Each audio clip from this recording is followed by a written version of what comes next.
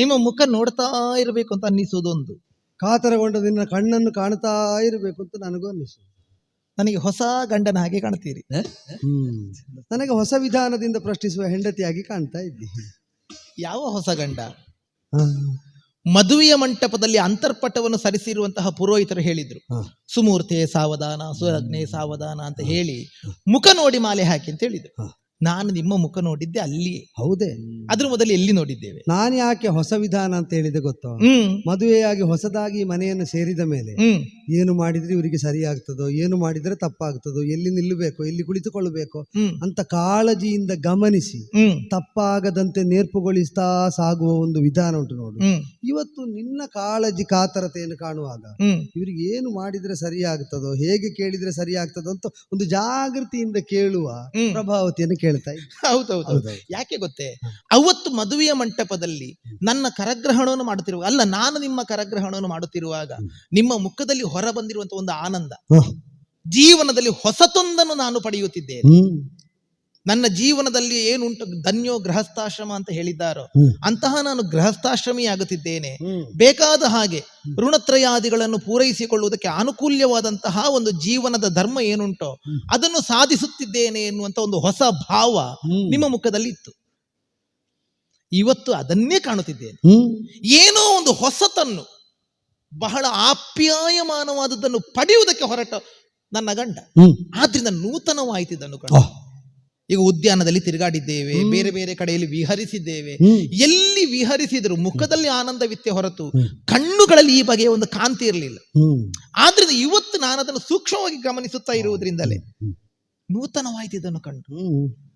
ಅಲ್ಲ, ಎಲ್ಲಿಗೆ ಹೋಗಿ ಏನೇ ಮಾಡಿ ನನ್ನಲ್ಲಿ ಹೇಳದೇ ಇರುವವರಲ್ಲ ನೀವು. ಹೇಳದೆ ಹೋಗುದಾದ್ರೆ ಇಲ್ಲಿಗೆ ಬರುವುದು ಯಾಕೆ ಅಲ್ವೇ? ಯಾಕಂದ್ರೆ ಸುಮಹಾತಿಶಯ ಸದ್ಗುಣವಂತ, ದೇಹ ಉಕ್ಕಿನಂತೆ ಕಟುವಾಗಿರ್ಲಿ, ಅಲ್ಲ ಅದು ಕಟುವಾಗಿ ಇರಬೇಕು. ಮತ್ತೆ ಅಂಗ ಸಾಧನೆ ಮಾಡೋದಿಂತದಕ್ಕೆ ರಾಜೋಚಿತವಾದಂತಹ ರೀತಿಯಲ್ಲಿ ಗರಡಿ ಶಾಲೆಗಳಲ್ಲಿ ಬೇಕಾದ ಹಾಗೆ ದೇಹವನ್ನು ದಂಡಿಸಿಕೊಂಡು ದೇಹವನ್ನು ಕಟ್ಟುಮಸ್ತಾಗಿಸಿ ಈ ರೀತಿಯ ಸಿದ್ಧತೆ ಬೇಕು. ನಮ್ಮೊಳಗಿನ ಮಾರ್ಧವತೆಯ ಅನುಭೂತಿ ಯಾರಿಗೆ, ಕಾಠಿಣ್ಯದ ತೀವ್ರತೆಯ ಅನುಭವ ಯಾರಿಗೆ, ವಿವೇಚನೆ ನಮಗಿದ್ರೆ ಆಯ್ತು. ದೇಹ ಹೇಗಿದ್ರು ಚಿಂತಿಲ್ಲ. ದೇಹ ಎಷ್ಟೇ ಕಟುವಾಗಿದ್ರು ಒಳಗಿನ ಮನಸ್ಸು ತೆಂಗಿನಕಾಯಿಯ ಹೂರಣದಂತೆ, ಅಷ್ಟು ಮೃದು, ಅಷ್ಟು ಸ್ವಚ್ಛ, ಅಷ್ಟು ಶುಭ್ರ, ಅಷ್ಟು ಶುದ್ಧ. ನನ್ನ ಗಂಡನದ್ದು ಹಾಗೆ ಸುಮಾತಿಶಯ ಕೋಮಲವಾದ ಮನಸ್ಸುಳ್ಳ. ನನ್ನಲ್ಲಿ ಹೇಳದೇ ಇದ್ದದ್ದು ಯಾಕೆ?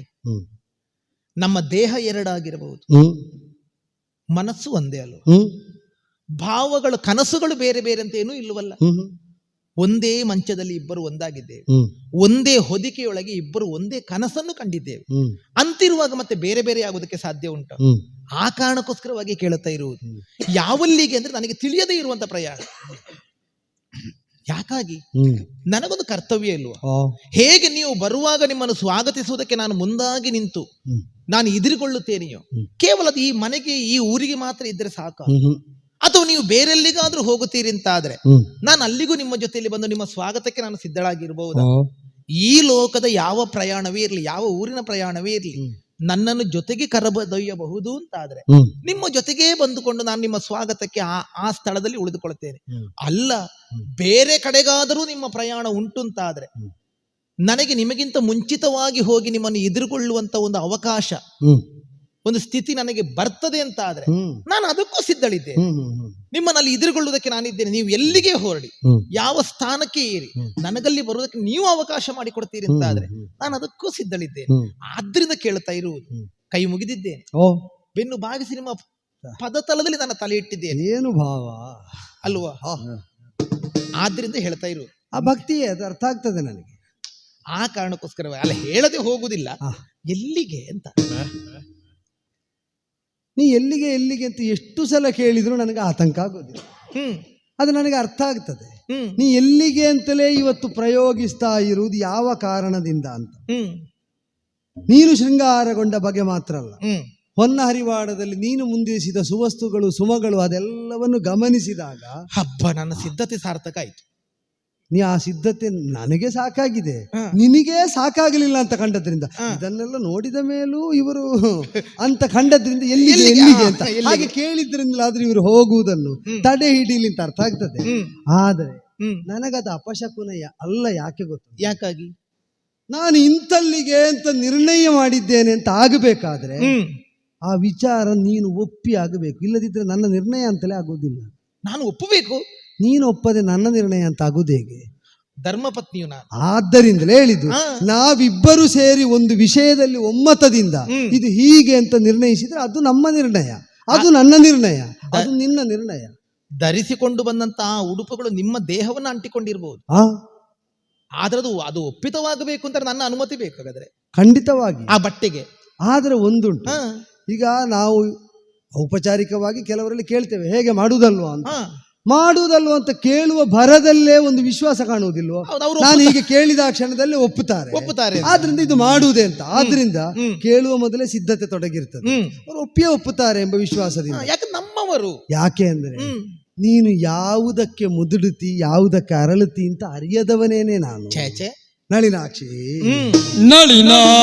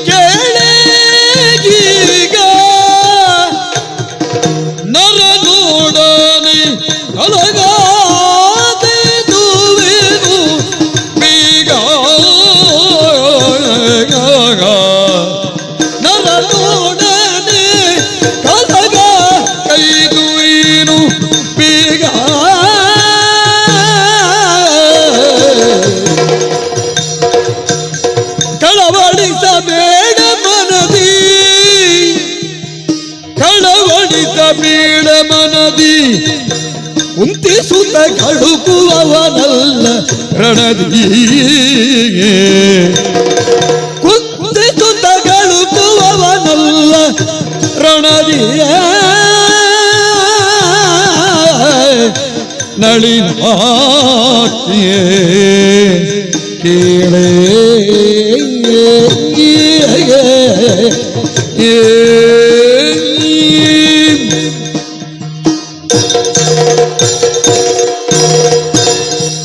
ನಳಿನಾಕ್ಷಿ ಸ್ವಾಮಿಯೇ, ಕುಸುಮ ಕಂಗಳನ್ನು ಹೊಂದಿದಂತಹ ನೀನು ವಿಕಸಿತಳಾಗುವುದು ಯಾವಾಗ, ಮುದುಡಿ ಹೋಗುವುದು ಯಾವಾಗ ಅಂತ ಮನೋಗತವನ್ನು ಚೆನ್ನಾಗಿ ಅರಿತನ ತಿಳಿದೇ ಇದ್ದೇನೆ. ನಾನು ನಿನ್ನ ಆಗಮನವಾದಾಗ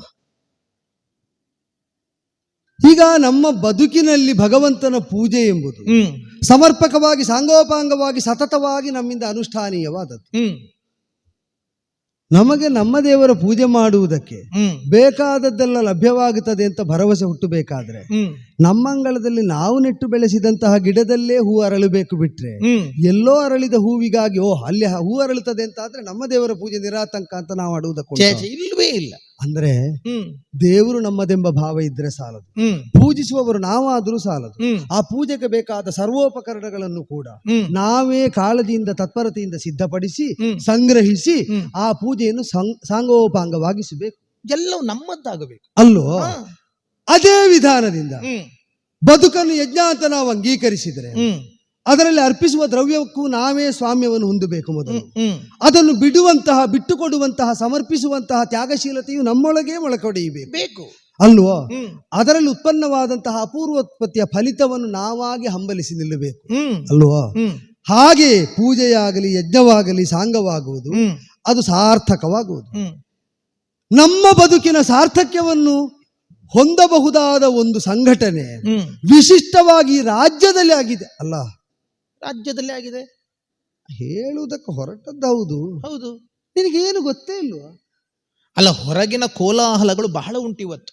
ಕೋಲಾಹಲ ಉಂಟು, ಆದ್ರೆ ಎಂತಹ ಕೋಲಾಹಲದ ಮಧ್ಯದಲ್ಲೂ ಅರಮನೆಲ್ಲರಿಗೂ ಕೇಳುವ ಹಾಗೆ ಡಂಗುರಲ್ಲಾಗಿದೆ. ಹೌದಪ್ಪ, ಅರಮನೆಯತ್ತ ಬಹಳ ಜನ ವೇಗವಾಗಿ ಹೋಗುತ್ತಾರೆ. ಒಂದು ಕಡೆಯಿಂದ ಆಯುಧಗಳನ್ನು ತುಂಬಿಕೊಂಡಂತ ರಥಗಳು ನಡೆಯುತ್ತಾ ಉಂಟು. ಎಲ್ಲದಕ್ಕಿಂತ ಹೆಚ್ಚು ಇವತ್ತು ನನ್ನೊಳಗಿನಂತಹ ಒಂದು ಕೋಲಾಹಲವೇ ಹೆಚ್ಚು. ನನಗೆ ಅದೇ ವಿಷಯ ನೋಡು. ನಾನು ನನ್ನ ಬಗ್ಗೆ ಇವತ್ತು ಯೋಚಿಸುತ್ತಾ ದಿನ ಕಳೆದದ್ದೇ ಹೊರತು ಹೊರಗೇನುಂಟು ಅಂತ ನಾನು ಬಹಳ ಯೋಚಿಸ್ಲಿಕ್ಕೆ ಹೋಗ್ಲಿಲ್ಲ. ಯಾಕೆ ಭೂಕಂಪ ಆಗಲಿ, ಜಲಪ್ರಳಯವೇ ಆಗಲಿ, ಹೆಣ್ಣಾದವಳು ತಾನು ಇವತ್ತು ಇದನ್ನು ಮಾಡಬೇಕು ಅಂತ ತತ್ಪರಳಾಗಿ ಕಾಳಜಿಯಿಂದ ತೊಡಗಿಸಿಕೊಂಡ್ರೆ ಅದೆಲ್ಲ ಅವಳ ಅವಗಾಹನೆಗೆ ಬರುವುದಿಲ್ಲ ಎಂಬುದಕ್ಕೆ ಇಷ್ಟೆಲ್ಲ ಆಗ್ತಾ ಇದ್ರು. ಹೊಸ ಬೆಳವಣಿಗೆಗಳು ಈ ರಾಜ್ಯದಲ್ಲೇ ಸಂಭವಿಸ್ತಾ ಇದ್ರು. ಅದು ಯಾವುದು ಗೊತ್ತಿಲ್ಲದಂತೆ ಎಲ್ಲಿಗೆ ಸ್ವಾಮಿ ಅಂತ ಕೇಳಿದೆ. ನಿನ್ನ ಮುಗ್ಧತೆ ದೃಷ್ಟಾಂತ. ಮತ್ತು ಒಂದು ಹೊರಗಡೆ ಅಂತದ್ದೇನೇ ಇರಲಿ, ಸಣ್ಣ ವಿಷಯವೇ ಇರಲಿ, ದೊಡ್ಡ ವಿಷಯವೇ ಇರಲಿ, ನಾವು ತಿಳಿಯಬಹುದಾದದ್ದು ಅಂತಾದ್ರೆ ಅಥವಾ ನಮಗೆ ತಿಳಿಯಲೇಬೇಕು ಅಂತಾದ್ರೆ ನೀವಿದ್ದೀರಲ್ಲ ಹೇಳುವುದಕ್ಕೆ. ನಾನಿದ್ದೇನೆ, ಹೌದು, ಮತ್ತೆ ಸಾಕಲ್ಲ.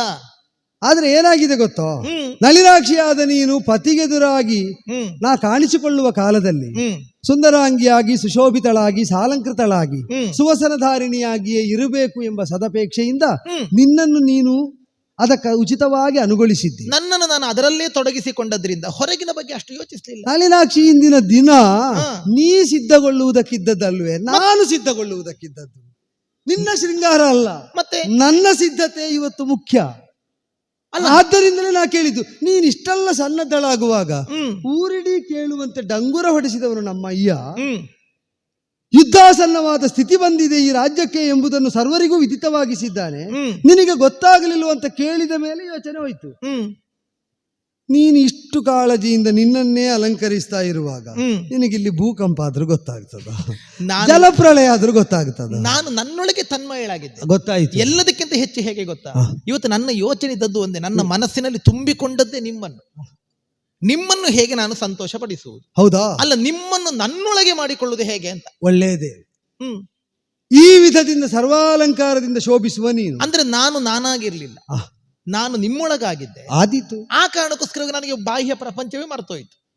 ನೀ ಇದಾವ ಅಲಂಕರಣಗಳಿಂದ ಇಲ್ಲದಿದ್ದರೂ ಕೂಡ ಗುಣಗಣಗಳಿಂದ ವಿಭೂಷಿತಳಾದ ನನ್ನ ಪ್ರಭಾವತಿ ಹೇಗೆ ಅಂತ ನನಗೆ ಸ್ಪಷ್ಟ ಗೊತ್ತು. ಆದರೆ ನಾವು ಸಂತೋಷದಲ್ಲಿ ಇದ್ದೇವೆ ಎನ್ನುವುದನ್ನು ಮತ್ತೊಬ್ಬರು ಅರ್ಥ ಮಾಡಿಕೊಳ್ಳೋದು ನಮ್ಮ ಶೃಂಗಾರದಿಂದಲೇ ಅಲ್ವಾ? ಹೌದೇ ಹೌದು. ಅಲ್ಲ, ಅದಕ್ಕೆ ತಪ್ಪು ಅಂತ ಆಡಿದ್ದು ಅಲ್ಲ. ಅಭಿವ್ಯಕ್ತಿಗೆ ಅದು ಒಂದು ವಿಧಾನ. ವಸ್ತ್ರಾವಪು, ಮಾತು, ಇದೆಲ್ಲವೂ ಕೂಡ ಅನಿವಾರ್ಯವೇ. ಸಂದರ್ಭದ ತೀವ್ರತೆ ತಿಳಿಸುವುದಕ್ಕೂ ಹೌದು, ಮನೋಗತವನ್ನು ಅರ್ಹುವುದಕ್ಕೂ, ಹೇಳದೇ ಹೇಳುವುದಕ್ಕೂ ಹೌದು. ನಾನು ಕವಚವಲ್ಲವನ್ನು ಧರಿಸಿ ಬಂದದ್ದು ಒಂದು ಅರ್ಥದಲ್ಲಿ ಅದರಿಂದಲೇ. ಈಗ ನೀನು ಹೇಳದೆ ಹೇಳುವುದಕ್ಕಾಗಿ ಇಷ್ಟನ್ನು ಧರಿಸಿಕೊಂಡಿದ್ದೆ, ನಾನು ಹೇಳದೆ ಸೂಚಿಸುವುದಕ್ಕಾಗಿ ಇಷ್ಟನ್ನು ಧರಿಸಿ ಬಂದದ್ದು. ಅಂತಃಪುರಕ್ಕೆ ಆಯುಧ ಯಾಕೆ ಅಂತ ಉತ್ತರ ಸಿಕ್ಕಿತ? ಈಗ ಉತ್ತರ ಸಿಕ್ಕಿತು. ಕವಚ ಯಾಕೆ ಅಂತ ಗೊತ್ತಾಯ್ತು. ಹೇಳದೆ ಒಂದು ಹಂತದ ಗ್ರಹಿಕೆ ಅವಳಿಗೆ ಬರಬೇಕು, ಒಂದು ರಕ್ಷಣೆಗೆ, ಇನ್ನೊಂದು ಆಕ್ರಮಣಕ್ಕೆ. ಆಗ ಉತ್ಕಂಠಿತಳಾದ ಅವಳನ್ನು ನೋಡ್ತಾ ಅವಳ ಕಂಗಳಲ್ಲಿದ್ದ ಕುತೂಹಲವನ್ನು ತಣಿಸುವುದಕ್ಕಾಗಿ ಆಡಬೇಕಾದದ್ದನ್ನು ಆಡಬೇಕು. ಯಾಕೆ ಅಂದ್ರೆ ಲಭ್ಯವಾದ ಸನ್ನಿವೇಶ ಸಾಮಾನ್ಯವಾದದ್ದಲ್ಲ, ಸುಲಭ ಸಾಧ್ಯವಾದದ್ದಲ್ಲ. ನಾವು ಚಿಂತಿಸಿದರೂ ನಮಗೆ ಲಭ್ಯವಾಗ್ತದೆ ಅಂತ ಖಚಿತತೆ ಇಲ್ಲ. ಹೌದೇ? ಮಹತ್ತರವಾದಂತಹ ಯುದ್ಧವನ್ನು ಸಂಘಟಿಸ್ತಾ ಉಂಟೆ. ಅಯಾಚಿತವಾಗಿ ಬಂದೊದಗಿದಂತ ಯುದ್ಧ ವಿಘ್ನವನ್ನು ತಂದೊಡ್ಡುವುದಲ್ಲ, ನಮಗೆ ಬೇಕಾದಂತಹ ಅತಿಶಯವಾದಂತಹ ಸೌಭಾಗ್ಯವನ್ನು ಕರುಣಿಸುವುದು. ಸೌಭಾಗ್ಯ ಯಾಕೆ ಅಂದರೆ ಹಿಂಸ್ರ ವಿನೋದಿಗಳಾಗಿ ಮಹತ್ವಾಕಾಂಕ್ಷೆಯನ್ನೇ ಕ್ಷಾತ್ರ ಅಂತ ಭ್ರಮಿಸಿದಂತಹ ವರ್ಗದವರಾಗಿದ್ದರೆ ಅನ್ಯ ದೇಶದ ಮೇಲೆ ದಂಡೆತ್ತಿ ಹೋಗುವುದನ್ನು ಮಹೋತ್ಸಾಹದಿಂದ ಸ್ವಾಗತಿಸ್ತಾ ಇದ್ರು. ಹೌದು, ನಮ್ಮ ಅಪ್ಪನ ಪ್ರಭುತ್ವದಲ್ಲಿ ಆ ಪ್ರವೃತ್ತಿ ಇಲ್ಲ ಅಂತ ಈಗಾಗಲೇ ನಿನಗೆ ಗೊತ್ತಾಗಿರಬೇಕು. ಚಕ್ರವರ್ತಿ ತುಲ್ಯವಾಗಿ ಸಮೀಪಸ್ಥರಾದಂತಹ ಸಾಮಂತರಾಗಲಿ ರಾಜರಾಗಲಿ ಮಾನಿಸುವುದು ಯಾವುದರಿಂದ?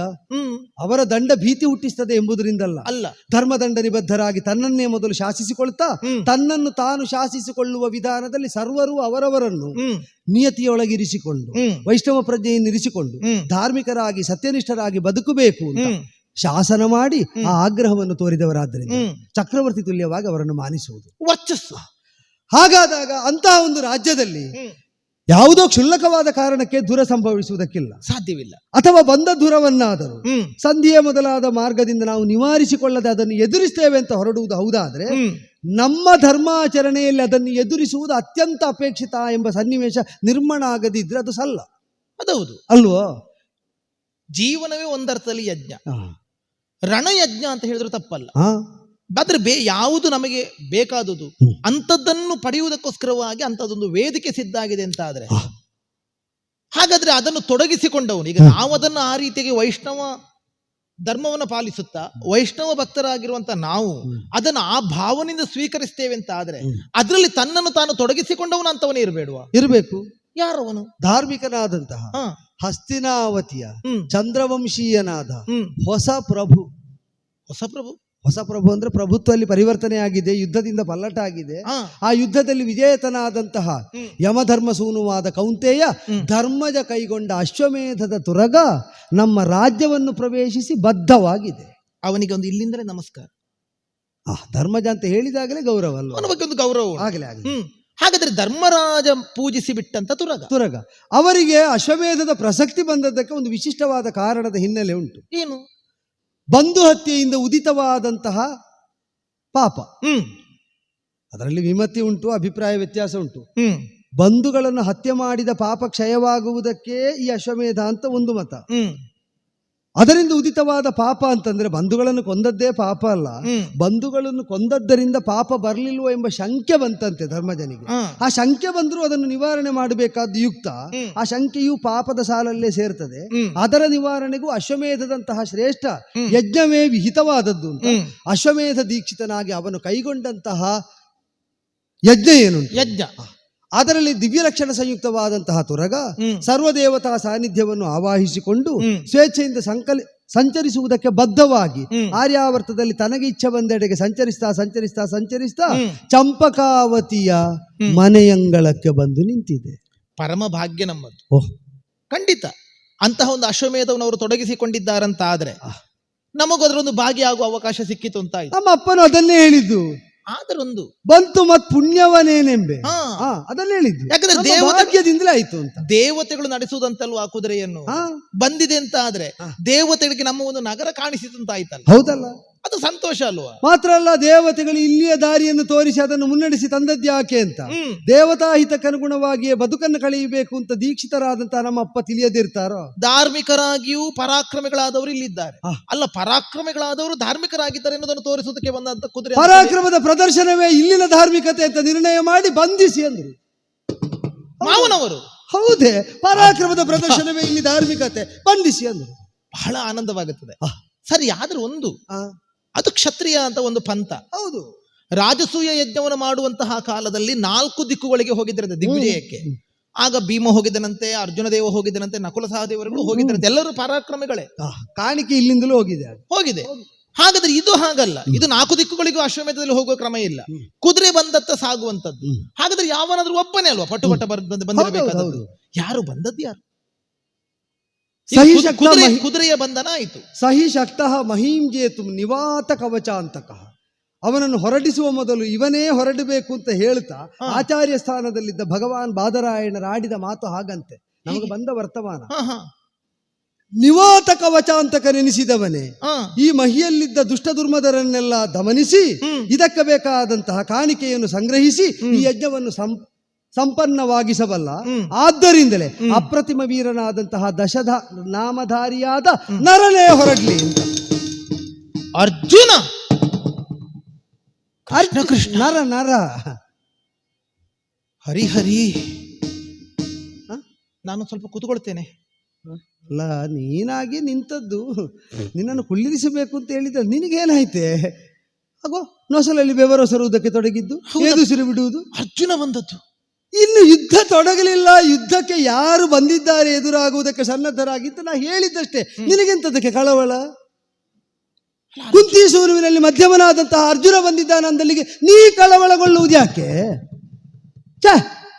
ಕೇಳಿದ ಅಪ್ಪರಿಗೆ ಕಳವಳ ಆಗಲಿಲ್ಲ. ಅಲ್ಲ, ಅರ್ಜುನ ಆದ್ದರಿಂದ ಕಳವಳ. ಬಂಧಿಸಬೇಕು ಅಂತ ಹೇಳಿದಾಗ ಅಮಾತ್ಯರಿಗೆ ಕಳವಳ ಆಗಲಿಲ್ಲ. ಸನ್ನದ್ಧರಾಗಬೇಕು ಅಂತ ಹೇಳಿದ್ರೆ ಪ್ರಜಾವರ್ಗದಲ್ಲಿ ಯಾರಿಗೇ ಒಬ್ಬರಿಗೆ ಕಳವಳ ಆಗಿದೆ ಎಂಬ ವರ್ತಮಾನ ಇದು ತನಕ ಕಿವಿದೆರೆಗಳಿಗೆ ಬಂದು ಬೀಳಲಿಲ್ಲ. ಸನ್ನದ್ಧರಾದ ಸರ್ವಸೇನೆಯನ್ನು ಕೂಡ ಮುನ್ನಡೆಸುವುದಕ್ಕೆ ದೀಕ್ಷೆಯನ್ನು ಹೊತ್ತು ಬದುಕಿನ ಅವಕಾಶ ಮಹತ್ ಪ್ರಾಪ್ತಿ ಎಂಬ ಭಾವದಿಂದ ಇದೋ ವೀರೋತ್ಸಾಹದಿಂದ ಕವಚಧಾರಣೆಯನ್ನು ಮಾಡಿ ಶಿರಸ್ತ್ರಾಣವನ್ನು ತೊಟ್ಟು ಧನುಷರಗಳಿಂದ ಆವೃತನಾಗಿ ಇದೋ ಖಡ್ಗವನ್ನು ಒರೆಯಲ್ಲಿರಿಸಿ ಅದನ್ನು ಸೊಂಟಕ್ಕೆ ಬಿಗಿದು ನಿನ್ನ ಅನುಮತಿ ಸಿಕ್ಕಿದಲ್ಲಿಗೆ ಹೊರಡುತ್ತೇನೆ ಎಂಬ ಸಂಕಲ್ಪ ಪೂರ್ಣ ಆಯಿತು ಅಂತ ಬಂದಾಗ ನೀನ್ ಯಾಕೆ ಕಳವಳ ಪಡುವುದು?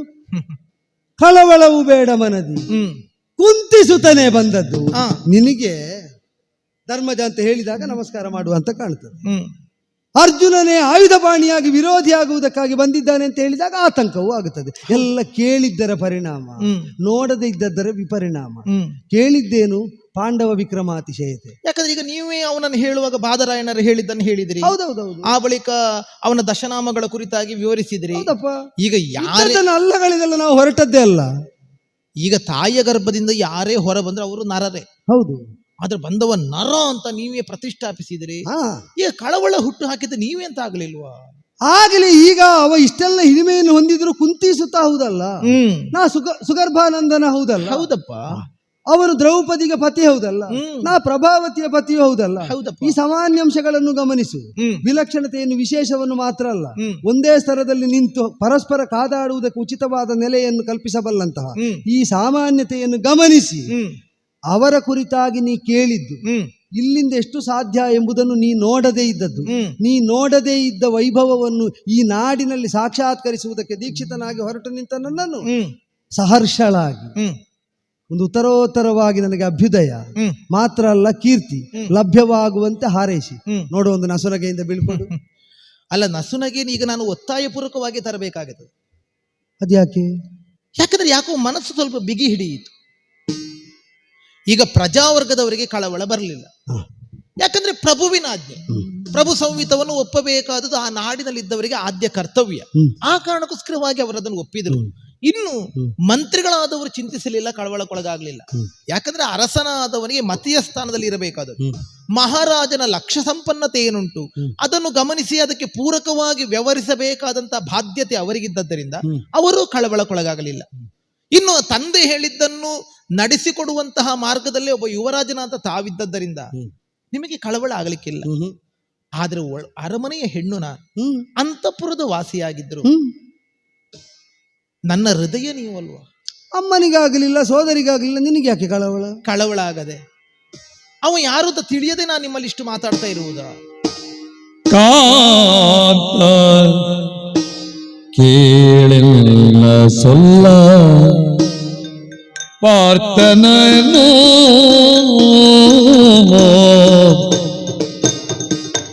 ರಮಣ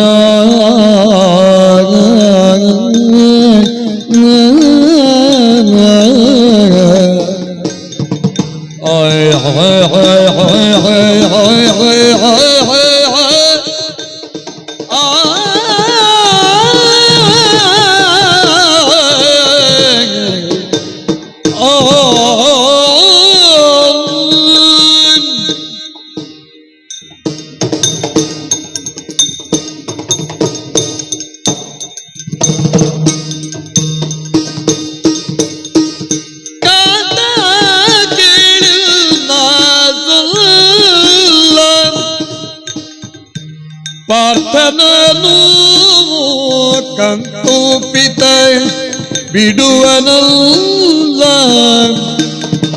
ಪಾರ್ಥನನು ಕಂತೋಪಿತ ಬಿಡುವನಲ್ಲ.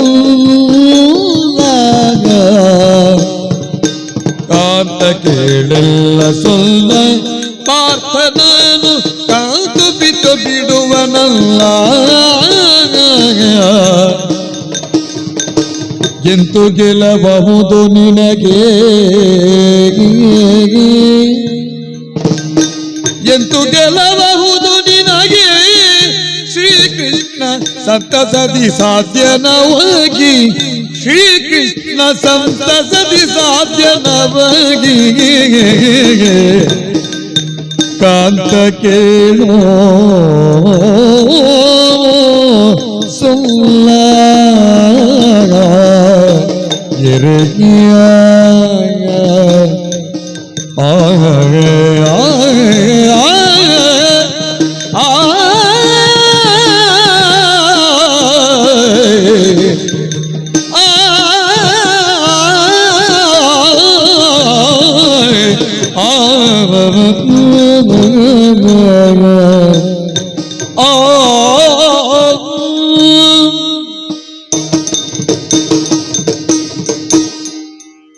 ನನ್ನನ್ನು ಆಕರ್ಷಿಸಿದವರು ನೀವು, ನನ್ನ ಕಾಂತ ನೀವು. ಹಾಗಂತ ನನ್ನ ಮಾತುಗಳನ್ನು ನೀವು ಯಾವ ಕಾಲಕ್ಕೂ ತಿರಸ್ಕರಿಸಿದವರೇ ಅಲ್ಲ. ಅದು ನಿಮಗೆ ಆಕರ್ಷಣೀಯವಾಗಿ ಉಂಟು ಅಂತ ನನಗೆ ಗೊತ್ತುಂಟು. ಆ ಸಲುಗೆಯ ಕಾರಣದಿಂದಲೇ ನಾನು ಆಡ್ತಾ ಇರುವುದಲ್ಲ. ಹ್ಮ್ ನನ್ನ ಹೃದಯಸ್ಥವಾದಂತ ಯಾವ ವೇದನೆ ಇರಲಿ, ಹ್ಮ್ ಅಥವಾ ಯಾವ ದುಗುಡದ ಭಾವ ಇರಲಿ, ಅಥವಾ ಯಾವ ಸಂತೋಷದ ವಿಚಾರವೇ ಇರಲಿ, ಹ್ಮ್ ಮೈಯೆಲ್ಲ ಕಿವಿಯಾಗಿ ಕೇಳುವವರೇ ನೀವು. ಹ್ಮ್ ಆದ್ರೆ ಇವತ್ತು ಹಾಗಲ್ಲ. ಇವತ್ತು ನನ್ನ ಹೆದರಿಕೆಯನ್ನು ನಿಮಗೆ ಆಡುತ್ತಾ ಇರುವುದು. ಯಾವ ವಿಷಯದ ಹೆದರಿಕೆ ನಿನಗೆ? ಯಾಕೆ ಹಾಗೆ ಹೆದರಿಕೆ? ಕುಂತಿ ಸುತನೊಡನೆ ಅಳುಕುವವನಲ್ಲ ಅಂತ ಹೇಳಿದಿರಿ. ಹೌದು, ನನಗೆ ತಿಳಿದಿದೆ. ಆ, ಒಬ್ಬ ಕುಂತಿ ಸುತನೇನು, ಹ್ಮ್ 100 ಜನ ಕುಂತಿ ಸುತರು ಜೊತೆಯಾಗಿ ಬರಲಿ, ಹ್ಮ್ ಒಬ್ಬ ಸುಗರ್ಭಾನಂದನ ಎಷ್ಟಕ್ಕೂ ಸಾಕು. ಹ್ಮ್ ಆ ವಿಶ್ವಾಸ ನನಗುಂಟು. ಹ್ಮ್ ಪಡೆಯುವುದಕ್ಕೆ ಕುಂತಿ ದೇವಿ ಇಂದ್ರೋಪಾಸನೆಯನ್ನು ಮಾಡಿ ವರ್ಷಗಳ ಪರ್ಯಂತರವಾಗಿ ತಪಸ್ಸನ್ನು ಮಾಡಿ ಅರ್ಜುನನನ್ನು ಪಡೆದಿದ್ದಾಳಂತ ನಾವು ಕೇಳಿದ್ದೇವೆ. ಹ್ಮ್ ಹ್ಮ್ ಸಾಕು. ಹ್ಮ್ ನಮ್ಮ ತಾಯಿಯವರು ಆ ರೀತಿಯಲ್ಲಿ ಬೇಕಾದಂತಹ ವ್ರತಾಚರಣೆಗಳನ್ನು ತಪಸ್ಸನ್ನು ಮಾಡದೇ ಇರಬಹುದು. ಜನ್ಮಾಂತರದ ಕರ್ಮ ವಿಶೇಷದಿಂದ ಹ್ಮ್. ಈ ಜನ್ಮದಲ್ಲಿ ಕೆಲವರಿಗೆ ಫಲ ಸಿದ್ಧ, ಬರ್ತದೆ. ಮತ್ತೆ ಕೆಲವರಿಗೆ ಈ ಜನ್ಮದಲ್ಲೇ ಮಾಡಿದ ಉತ್ಕಟ ಕರ್ಮದಿಂದ ಫಲ ಸಿದ್ಧಿ. ಹ್ಮ್ ಇಲ್ಲಿ ಹೆಚ್ಚು ಮಾಡಿ ಪಡೆದಿದ್ದಾರೆ ಎಂಬುದರಿಂದ ಪಡೆದವರು ಕಡಿಮೆ ಮಾಡಿದ್ದಾರೆ ಅಂತ ಅರ್ಥ ಅಲ್ಲ, ಅಲ್ವೇ ಅಲ್ಲ. ಉಳಿದವರು ಅಲ್ವೇ ಅಲ್ಲ. ಮಾಡಿದ ಸತ್ಕರ್ಮಾದಿಗಳ ಒಂದು ರಕ್ಷಾ ಕವಚ ನಮಗೆ ಉಂಟು ಅಂತ ಆದ್ರೆ ನಮಗೆ ಯಾವ ರೀತಿಯಾದ ಅಪಜಯ ಒದಗಲಾರದೆ ಎನ್ನುವಂತ ವಿಶ್ವಾಸ ನನಗುಂಟು. ಸರಿ. ಭಾರತ ಭವರದ ಬಲು ಬಟ ಬೀಬಸ್ತು ಹ್ಮ್. ಎನ್ನುವಂತ ನೆಗಳತೆಗೆ ಅವನು ಪಾತ್ರನಾಗಿದ್ದಾನಂತ ಆದ್ರೆ ಆದ್ರೆ ಅರ್ಜುನನ ಒಬ್ಬನೇ ಹೆಚ್ಚುಗಾರಿಕೆ ಅಲ್ಲವಲ್ಲ. ಹ್ಮ್. ಹೇಗೆ ಹ್ಮ್. ಕತ್ತಿಯೊಂದನ್ನು ಒರೆಯೊಂದು ರಕ್ಷಿಸಿಕೊಂಡು ಸದಾ ಬರುತ್ತದೆಯೋ, ಹ್ಮ್. ಕಣ್ಣ ಗೊಂಬೆಗಳನ್ನು ಕಣ್ಣ ರೆಪ್ಪೆಗಳು ಯಾವ ರೀತಿಯಲ್ಲಿ ಕಾಪಾಡುತ್ತಾ ಇರುತ್ತದೆಯೋ, ಅದೇ ರೀತಿ ಅರ್ಜುನನನ್ನು ಕಾಪಾಡುವುದಕ್ಕೊಬ್ಬ ಇದ್ದಾನಲ್ಲ. ಹ್ಮ್. ಮೂಗನ್ನು ಹಿಡಿದೆಳೆದರೆ ಮುಖ ಬರುವ ಹಾಗೆ, ಕೈ ಹಿಡಿದೆಳೆದರೆ ದೇಹವೇ ಒದಗಿ ಬರುವ ಹಾಗೆ ಆ. ಕಂತುಪಿತನಿದ್ದಾನಲ್ಲ. ಹ್ಮ್ ಇದ್ದಾನೆ. ನನಗದು ನಮಗೂ ಅದೇ. ಈಗ ಧರ್ಮರಾಜನ ತಮ್ಮ ಬಂದಿದ್ದಾನೆ ಅಥವಾ ದ್ರೌಪದಿಯ ಗಂಡ ಬಂದಿದ್ದಾನೆ ಅನ್ನೋದು ನನಗೆ ಹೆದರಿಕೆ ಅಲ್ಲ. ಹಾ ಹಾ ಹಾ. ಸುಭದ್ರೆಯ ಗಂಡ ಬಂದಿರುವುದು ಆಗಲಿ, ಏನು ಆಗಲಿ. ಅಲ್ಲ ಅದರಿಂದಲೇ ನಾವು ಬಂಧಿಸಿದ್ದಿರುವಾಗ ಅದೇ ಆಗಬೇಕಾದಲ್ವ, ಅದರಿಂದ ಆಗಲಿ ಅಂದದ್ದು. ಸುಭದ್ರೆಯ ಅಣ್ಣ ವಾಸುಭದ್ರ ಆಗಲಿ. ಅವಳ ಜೀವನದ ಅವಳ ಮಾಂಗಲ್ಯದ ಭದ್ರತೆಗೆ ಅವನು ಕಾಪಾಡೋದಕ್ಕೆ ಸದಾ ತುದಿಗಾಲಲ್ಲಿ ನಿಂತಿರುವವನಲ್ವಾ. ಹಾ. ಯೋಚನೆ ಮಾಡಿ. ಹ್ಮ್. ನೀವೀಗ ಅರ್ಜುನನನ್ನು ಸೋಲಿಸ್ತೇನೆ, ಅರ್ಜುನನನ್ನು ಗೆಲ್ಲುತ್ತೇನೆ ಅಂತ ಮುಂದಾಗುತ್ತೀರಿ. ಹ್ಮ್. ಅರ್ಜುನ ಸೋತಲ್ಲಿಗೆ ಒಂದು ವಿರೋಧಿ ಪಾಳೆಯದ ನಾಯಕನಾದವನು ಸೋತ ಅಂತ ಆದ್ರೆ ಅಲ್ಲಿಗೆ ಯುದ್ಧ ಮುಗಿಯಿತು, ಮತ್ತೊಬ್ಬ ಆತನಿಗೆ ಜಯವಾಯಿತು. ಹ್ಮ್. ಆ ಪಕ್ಷದಲ್ಲಿ ಅರ್ಜುನನು ಸೋತ ಅಂತ ಆದರೆ ಹ್ಮ್. ಅಲ್ಲಿಗೆ ಯುದ್ಧ ಮುಗಿಯುವುದ? ಹ್ಮ್. ನಿಜವಾದ ಯುದ್ಧ ಪ್ರಾರಂಭವಾಗುವುದು ಅಲ್ಲಿಂದಲೇ ಅಲ್ವಾ. ಹ್ಮ್. ಕರುವಿನ ಅಂಬಾರವವನ್ನು ಕೇಳಿ ಅಲ್ವಾ ತಾಯಿ ಹಸು ಓಡೋಡಿಕೊಂಡು ಬರುವುದು. ಬರಬೇಕಾದ ಹಾಗೆ ಪ್ರತಿಯೊಬ್ಬರೂ ಕೃಷ್ಣನನ್ನು ಕಾಣಬೇಕು, ಕೃಷ್ಣನನ್ನು ಕಾಣಬೇಕೆನ್ನುವ ಹಾಗೆ ತಪಸ್ಸು ಮಾಡುವುದು, ಹ್ಮ್. ಬೇಕಾದಂತಹ ಯಜ್ಞಯಾಗಾದಿಗಳನ್ನು ಮಾಡುವುದು ಮಾಡುತ್ತಾರೆ. ಆದ್ರೆ ಕೃಷ್ಣ ಹ್ಮ್. ಯಾವಾಗ ಪಾಂಡವರನ್ನು ಕಂಡೇನು, ಯಾವಾಗ ಪಾಂಡವರನ್ನು ಕಂಡೇನೆನ್ನುವ ಹಾಗೆ ಓಡೋಡಿ ಬರುತ್ತಾನೆ. ಹ್ಮ್. ಹಾಗಾದ್ರೆ ಹ್ಮ್. ಅರ್ಜುನನನ್ನು ಸೋಲಿಸಿದ್ದೇವೆ ಅಂತ ಕೃಷ್ಣನಿಗೆ ತಿಳಿಯಿತು ಅಂತಾದ್ರೆ ಓಡೋಡಿ ಬರದೇ ಇರ್ತಾನೆಯೇ? ಅಂತಹ ಕೃಷ್ಣ ಜೊತೆಯಾದ ಅಂತಾದ್ರೆ ಎಂತು ಗೆಲ್ಲುಬಹುದೋ ನಿಮಗೆ? ನನಗದು ಆತಂಕ. ಕೃಷ್ಣಾರ್ಜುನರ ಜೊತೆಯಾಗಿ ನಿಂತರು ಅಂತಾದ್ರೆ ಹೇಗೆ ಗೆಲುವಾದೀತು ನಮಗೆ? ಸಾಧ್ಯವಾ? ವಿಜುಗೀಷ ಪ್ರವೃತ್ತಿ ಇಲ್ಲದೆ ಯಾರು ಯುದ್ಧದಲ್ಲಿ ತೊಡಗುವುದೇ ಇಲ್ಲ. ನಮಗೆ ವಿಜುಗೀಷ ಪ್ರವೃತ್ತಿಯನ್ನು ತೋರುವುದಕ್ಕೆ ಆಸ್ಪದ ಇದ್ದದ್ರಿಂದಲೇ ಇಲ್ಲಿ ತೋರಿದ್ದು, ತೊಡಗಿದ್ದು. ಯಾಕೆ ಅಂದ್ರೆ ಇದು ಹರಿಬ ನರನ ಜೊತೆಯಲ್ಲಿ ಮಾತ್ರ. ಹರಿಬಗೆ ಕೃಷ್ಣನು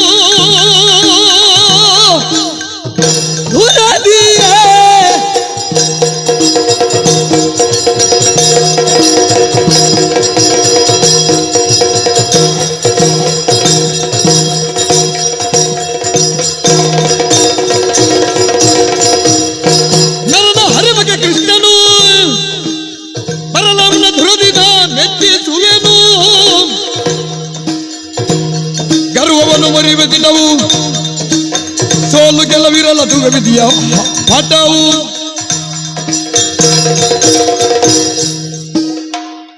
ನರನ ಹರಿಬದಲ್ಲೇ ಪರಿಭವ ಬಂದಲ್ಲಿಗೆ ನಿಜ ಕಾಳಗ ಆರಂಭ ಆಗುವುದು ಅಂತ ಗುರುತಿಸುವಷ್ಟು ಪ್ರಾಜ್ಯತೆ ನಿನಗುಂಟು. ಖಂಡಿತ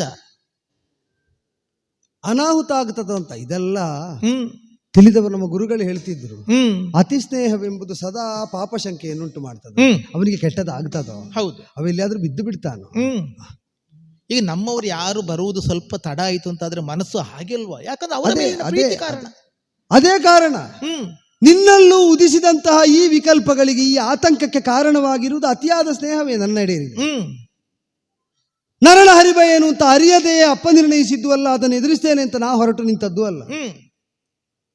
ಕುಂತಿನಂದನನ ಏಕಾಕಿಯಾಗಿ ಎದುರಾದ ಕಾಲದಲ್ಲಿ ಮಣಿಸಬಲ್ಲಷ್ಟು ಪೌರುಷ ಪರಾಕ್ರಮ ನಿನ್ನ ಪತಿಯಲ್ಲಿ ಇದೆ ಅಂತ ನಂಬಿ ಶ್ರದ್ಧೆಯಿಂದ ಅನುಸರಿಸುವಷ್ಟು ನೀನು ಬದ್ಧಳೆ ತಾನೆ. ಖಂಡಿತ. ಬಂದ ಸಹಾಯಕ್ಕಾಗಿ ಈಗ ಅವನೇ ಈಗ ಜೊತೆಗಿಲ್ಲದವನು ಜೊತೆಯಾಗಿ ಬಂದ ಅಂತ ಇಟ್ಟುಕೊಳ್ಳಿ. ಆದರೆ ಅವ ಬರಬೇಕು ಅಂತಲೇ ಮಾಡುವ ಕಾದಾಟ ಇದು. ಅವ ಬರುವ ತನಕ ಮುಂದೆ ಹೋಗ್ತದೋ ಇಲ್ಲೋ ಅಂತ ವಿಕಲ್ಪವೇ ಇಲ್ಲ. ಅವ ಬಂದಾಗ ಎದುರುಗೊಳ್ಳುವುದು ಹೇಗೆ ಎಂಬ ಸಂಭ್ರಮ ಮಾತ್ರ ನೆಲೆಯಾಗಿ ನಿಂತ ಪಾಳೆಯ ಇದು. ಹಾಗಾದ್ರೆ ಭರಿಸುವುದೇ ಉದ್ದೇಶ. ಭರಿಸುವುದೇ ಉದ್ದೇಶ, ಬರಬೇಕೆಂಬುದೇ ಅಪೇಕ್ಷೆ. ಯಾಕೆ ಬರಬೇಕು ಅಂತಂದ್ರೆ, ಈಗ ನೀನೊಂದು ಉದಾಹರಣೆ ಕೊಟ್ಟೆ. ಈಗ ಕರೆದು ಕೊಡುವವನು ನಮಗೆ ಬೇಕಾದದ್ದನ್ನು ಬೇಕಾದಲ್ಲಿಂದ ಕರೆದು ಕೊಡುವ ದೀಕ್ಷೆ ತಾನು ಹೊತ್ತಿದ್ದೇನೆ ಎಂಬುದರಿಂದ ಗೋಪಾಲನಾಗಿ ಕಾಣಿಸಿಕೊಂಡ ಕೃಷ್ಣನವನು ಗೋಪಾಲ ಕೃಷ್ಣ. ಈಗ ಬಂದದ್ಯಾವುದು? ಬವರ. ಆ ಬವರದಲ್ಲಿ ಅಂದ್ರೆ ಕರೆಯುವ ಸಮಯ ಅಂತ ಕ್ಷತ್ರಿಯರು ತಮಗೆ ಬೇಕಾದ ಪೀಯೂಷವನ್ನು ಕರೆದುಕೊಳ್ಳುವ ಸಮಯ. ಹೌದು, ಅವ ಕರೆದು ಕೊಡಬೇಕು ಅಂತ ಆದ್ರೆ ನಾವು ಮೊದಲಿಗೆ ಆ ಪಾರ್ಥೋ ವತ್ಸ ಕರು ಅದನ್ನು ಹಿಡಿದೆಳೆಯಬೇಕು. ಮೊದಲು ಕರು ಬಿಡಬೇಕು.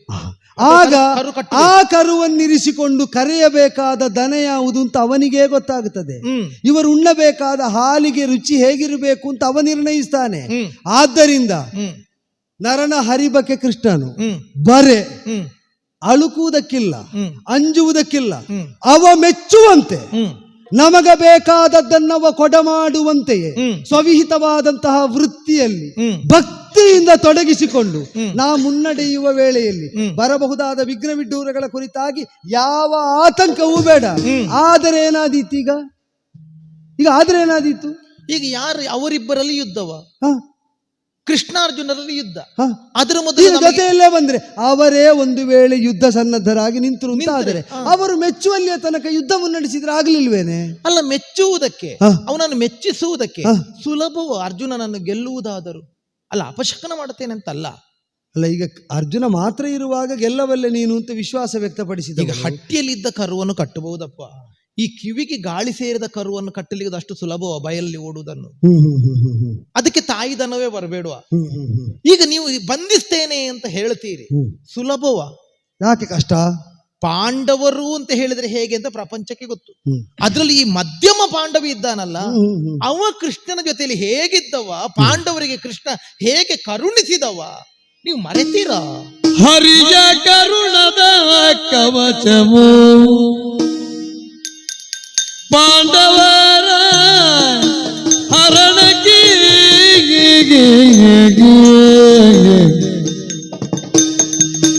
ರಮಣ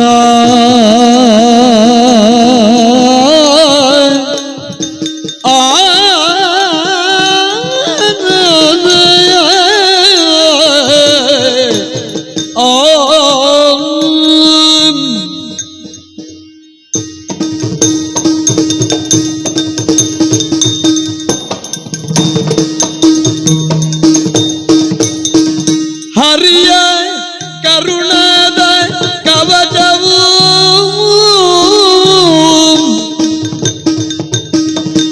ಪಾಂಡವರ ಹರಣ ಒಪ್ಪಿಯುವುದು ನಿಜವು. ಪಾಂಡವರ ಹರಣ ಒಪ್ಪಿಯುವುದು ನಿಜವು. ಅರಸ ಕಿನ್ನರನ ಯುದ್ಧ, ಅರಸ ಕಿನ್ನರನ ಯುದ್ಧ, ಮುಕ್ತಿ ಪದ ಗುರು ಮಾರ್ಗವು ಪ್ರಸಿದ್ಧ. ಮುಕ್ತಿ ಪದ ಗುರು ಮಾರ್ಗವು ಪ್ರಸಿದ್ಧ.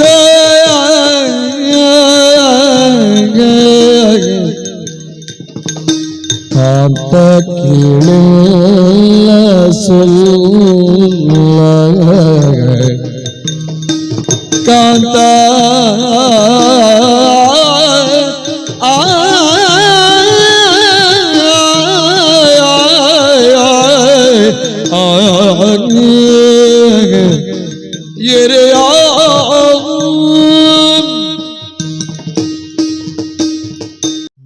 ಜಾಗ್ರತೆ ಹೇಳ್ತಾನೆ.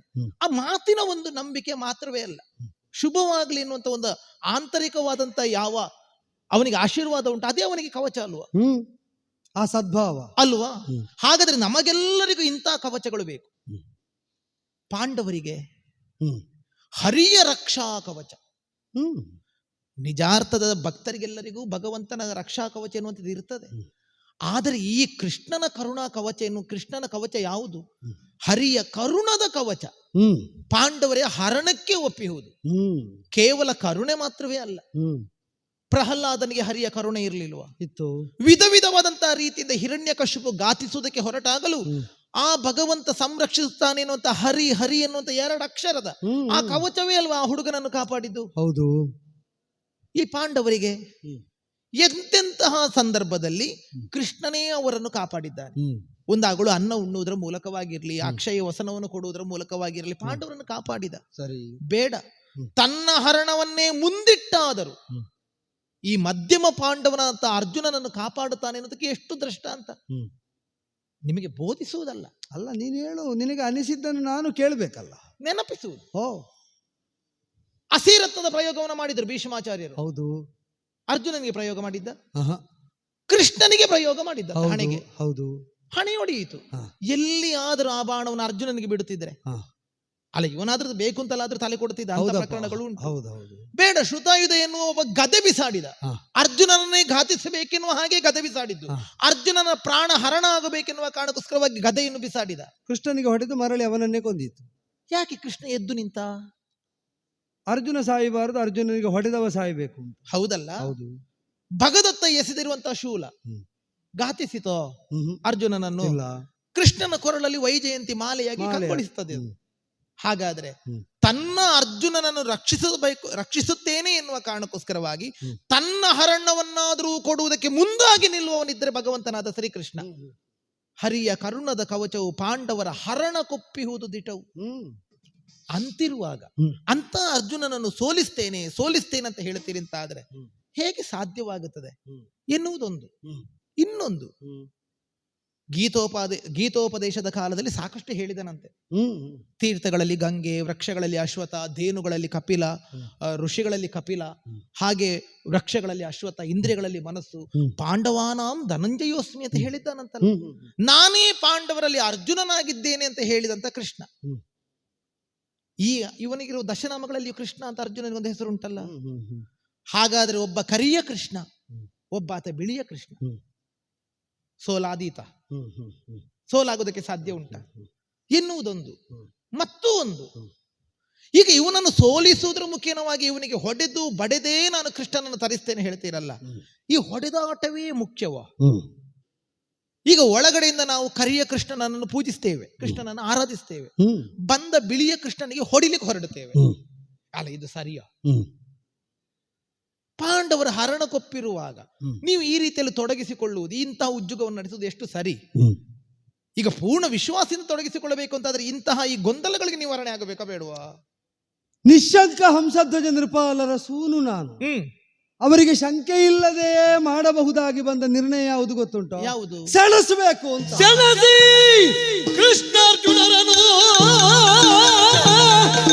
ಸೆಳೆಸಿ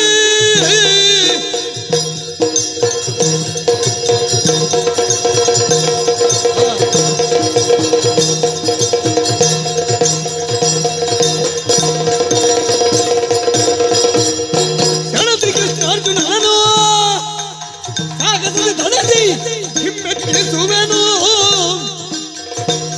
ವನಿತ ತನಸಿನ ವಲ್ಲಿದು ಕವಿಸ ಸುಳ್ಳನಕ ಸತ್ಕೀರ್ತಿಬಹುದು.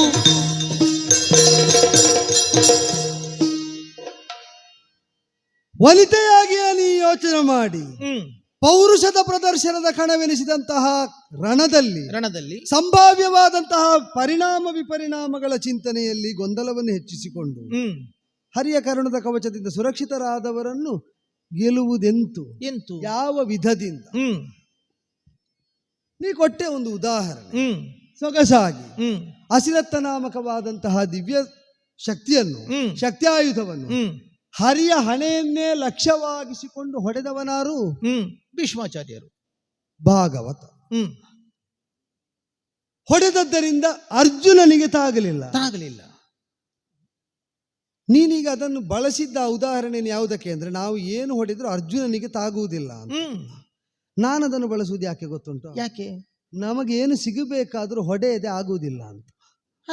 ಈಗ ಹೊಡೆದವ ಯಾರು? ಹೊಡೆದವರು ಆಚಾರ್ಯರು. ಆಚಾರ್ಯ. ಹೌದಪ್ಪ. ಅವರೀಗ ಹೊಡೆಯದಿದ್ದರೆ ಅವರ ಮಾತು, ಅವರ ಸಂಕಲ್ಪ ಅದು ಪೂರ್ಣವಾಗ್ತಾ ಇತ್ತು? ಆಗ್ತಿರ್ಲಿಲ್ಲ. ಆ ಪೂರಣಕ್ಕೆ ಬೇಕಾದಂತ ಪ್ರಚೋದಕವಾಗಿ ತಮಗೆ ವಿಹಿತವಾದ ವೃತ್ತಿಯನ್ನು ಆಚರಿಸ್ತಾ ರಣಕಣದಲ್ಲಿ ಅವರು ಹರಿಯ ಹಣೆ ಅಂತಲೂ ನೋಡದೆ ಹೊಡೆದರು. ಹೊಡೆದದ್ದರಿಂದ ಬೇಕಾದದ್ದನ್ನು ಸಾಧಿಸಿಕೊಂಡು ಲಭ್ಯವಾಯಿತು. ಈಗ ಹೇಳು, ಸೆಣಸಿ ಕೃಷ್ಣ ಅರ್ಜುನರನ್ನು ಸಾಹಸದಿ ರಣದಿ ಹಿಮ್ಮೆಟ್ಟಿಸ್ತೇನೆ ಎಂಬಂತಹ ಹುಮ್ಮಸ್ಸನ್ನು ತೋರಿದರೆ ಅದು ಅಪಚಾರ ಆಗುವುದು ಹೇಗೆ?